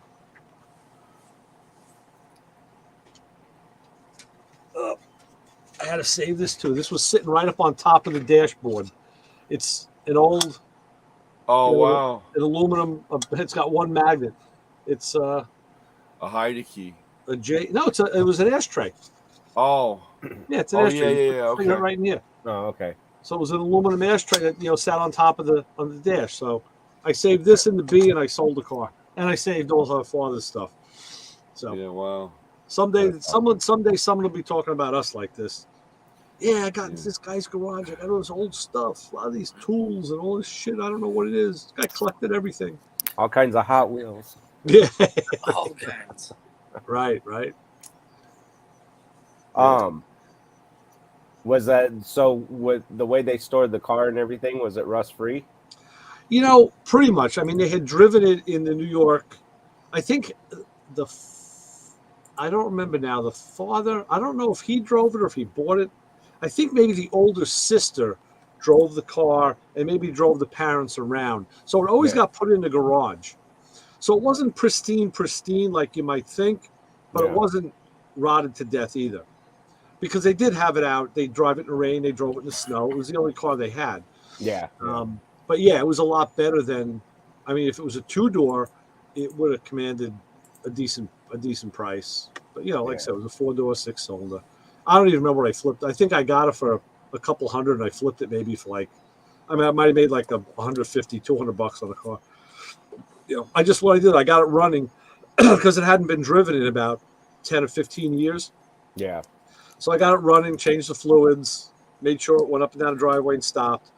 And then I don't even remember how I found this guy. Well, he found me. But I sold it and he was happy. So I said, okay, good. You're happy. I'm happy. Take it. 64. Yeah, it's a 64 Chevy, 65 Chevy. I'm thinking, oh, yeah, those are stories like you get there, it's like a Corvette and nobody knows what it was. Like, yeah, it's just some old car. Like, I'll give you $100 for it. Yeah, so, urban legends. Or like, an Impala with a big block and a 4-speed. That's what I really want. Yeah. Well, like my wife Chevelle, I think I told the story before. I was doing some work on a 47 Dodge coupe for these people, and the Chevelle was sitting there, and I asked about it, and I got it for $1,500. Yeah. It's no motor. The transmission's in it. It's a 3 on the tree, but it was an original inline 6 car. But that's like a 71 or 2, right? 72. 2, okay. Yeah. Of course out here. And of course out here, very little rust. Right. I mean, it's got rust, but it's like surface rust. Right. Yeah. The cars that we dream about up here. Yeah. Yeah, exactly. We get that as the precursor to what's to come. So, yeah, that's cool. That's cool. I mean, you can find them around here quite a bit. It just, you got to do some looking. But the thing is, now with all the different TV shows and everything, everybody's asking way high prices for something that needs a lot of work. I mean, I'd like to get. Unfortunately, my dad, he had I think it was a 68. It was a GMC pickup, and it was a long bed, and he sold it. God, probably 8 years ago, 10 years ago, and that's the one. That's one that I wished he didn't sell, and I wished I had inherited. It had they ran the numbers on the 350 motor. And he got it out of a junkyard, and I don't remember what car he got it out of, but when they ran the numbers, it was a Super Sport Camaro. Oh, motor. Nice. But I would have probably put a newer motor in it, and what I wanted to do with it is shorten the bed and get a second cab and make it an extended cab. Okay. Leave it on the long bed frame and everything, but that's different. Make an extended cab. Yeah, that's different. Make it a crew cab. Yeah. Cool. Well, if I find one, I still want to do that, but it would have been easier if I had inherited it. Yeah. I think maybe it's time I go out and count my crew shirts and put out the garbage before the rain comes and let Brian get some sleep. Yeah. So, gentlemen, don't eat. Well, you know what? Overeat. Eat too much. I know I'm gonna. So you might as well do it too. Yeah. It'll happen. Yeah. Have to see if they made any cookies. Gotta tell you, check to make sure they're going to be okay. It would probably waft. Wouldn't it waft downstairs a little bit if they did already? Yeah, that's what I'm saying. I haven't really. They'll probably wait until the morning. Everybody was pretty wiped. We had to get up. I mean, we got up at.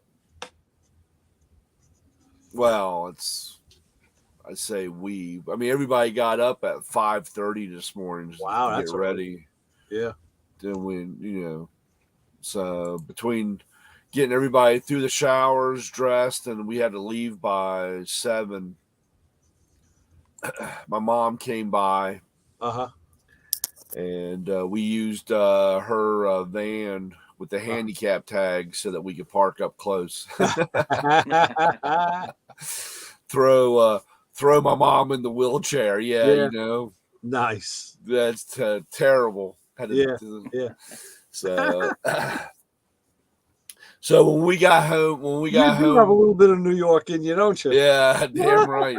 When we got home, everybody went to their room. So I guess everybody took a nap. Right. I came down to run. I ran some credit cards earlier, the ones that are for the guys today. Right. So and did a little bit of paperwork and got to watch Adam 12. I mean, well, like I said, those were the last 2 episodes. I like season 6. That last season when Reed had the sideburns and he started wearing those aviator glasses, his hair was a little longer. Now he was a real cop. He was on top of his game. He wasn't a rookie anymore. But he even had the attitude because he was like attitude. He was like, God, this system sucks, or why we got to put up with this stuff. Now you watch tomorrow should be season 1, episode 1 again, and you'll see he's at the really close shaved hair, and he's like he's pissing Malloy off like you want me to drive? No, no, you don't drive. Yeah. So it goes so fast. But I like that the NC, and you know what? I think across the board, even Emergency and Chips. Well, Chips is kind of weird because in the end seasons, like Ponch wasn't there, then John wasn't there. Yeah. So I don't like, they're not my favorites. But yeah, they started bringing in other people like Caitlyn Jenner and. Yeah, well, because they had the, because they had contract stuff. But for the most part, all those shows, I always like the later seasons because everybody got their groove. They're comfortable in the part. They're not as worried about every line. They maybe a little bit more ad-libbing or whatever. And so whatever. It's all good though. So we'll start from scratch again. A show I missed that I used to watch with my dad was Barney Miller. Oh yeah, that's on here. It was on in the evenings. I like Barney Miller. It's on right now. It's on at midnight. That's a great show. Yeah, Mojo Howitz, right? You gotta have Mojo. Yeah. That was such a great cast of characters because you had, I forget all the names now, but the one black detective who was like he always had the nice clothes and all. He was always dressed to the nines. Then you had Fish, right? Abe Vigoda, who with the suit that looks like he got it off of, the bums rack somewhere in Greenwich Village. Just like there was like every kind of detective that was there, in that show. Yeah.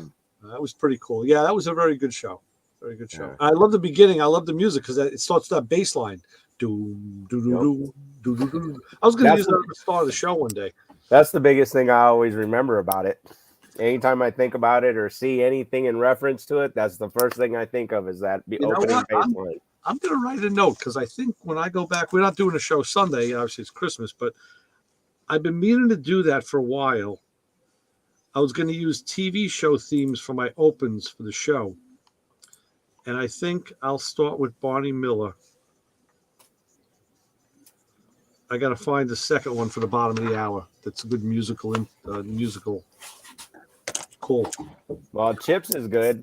I don't know if it'll flow with Barney Miller coming in after it, but Well, it won't be right after. It'll be on the bottom of the hour. on the bottom of the hour. But yeah, but Chips got that definitely real hip, that nice drum beat, and then the disco. And it all depends what season, because they changed it like every season. Emergency too. They changed it every season. Yeah. They changed it. The orchestration was a little bit different every season. Yeah. So cool stuff. Throw in Bonanza in there just to throw everybody off. Yeah, right. All right, I'm gonna go up and eat some cheese with the cat. Feed her and go take. See, here you go. You guys have a good Christmas. And we'll talk soon. See, Barney Miller. I'm watching it right now. Oh yeah. Oh, there you go. Yeah, there they are. Nice. Excellent. We got shit. All covered. All right, boys, overeat and have fun. And we'll okay, guys, be safe. Yeah, who's taking us out tonight, by the way? Who's gonna what do I say to people who are waiting for me to take the garbage out? Leave a tip. Leave a tip. Hey, it's almost Christmas. Leave a gift. Right? Tell me about it. Damn. Little mistletoe. Wow. Don't follow me back into the house. Yeah. Well, turn these guys Don't on. follow him home. I'll sick you, right. You can follow us. I'll take us out. You can follow us on Facebook and Instagram, YouTube. But whatever you do, don't follow us home, and definitely don't follow Ray home unless you're bringing him gifts or helping him take out the garbage. We'll bring a kabasi. That's good. That's Yeah. good. That's become this show's open. All right, so for Lewis Lee, and we had we had Johnny Bohmer. I think Lewis was saying his name wrong. I got a feeling. Is it Bonner? Bohmer. It could be Bohmer. I don't know. He said Bomber. I thought it was like Bommer. But anyway, he was a great guest. That guy's got some cool stuff. Yeah. Ray Guarino, Motormouth Radio, Matco Man Brian, of course, our Matco guy, Justin from American Gas and Hot Rod Shop, and Coach Isaac from the cool state of Arizona. Going to go out and make some snowballs. Yeah. I'm going to make rice balls. I'm going to make snowballs. There you go. All right. Let me All right, guys. Merry Christmas.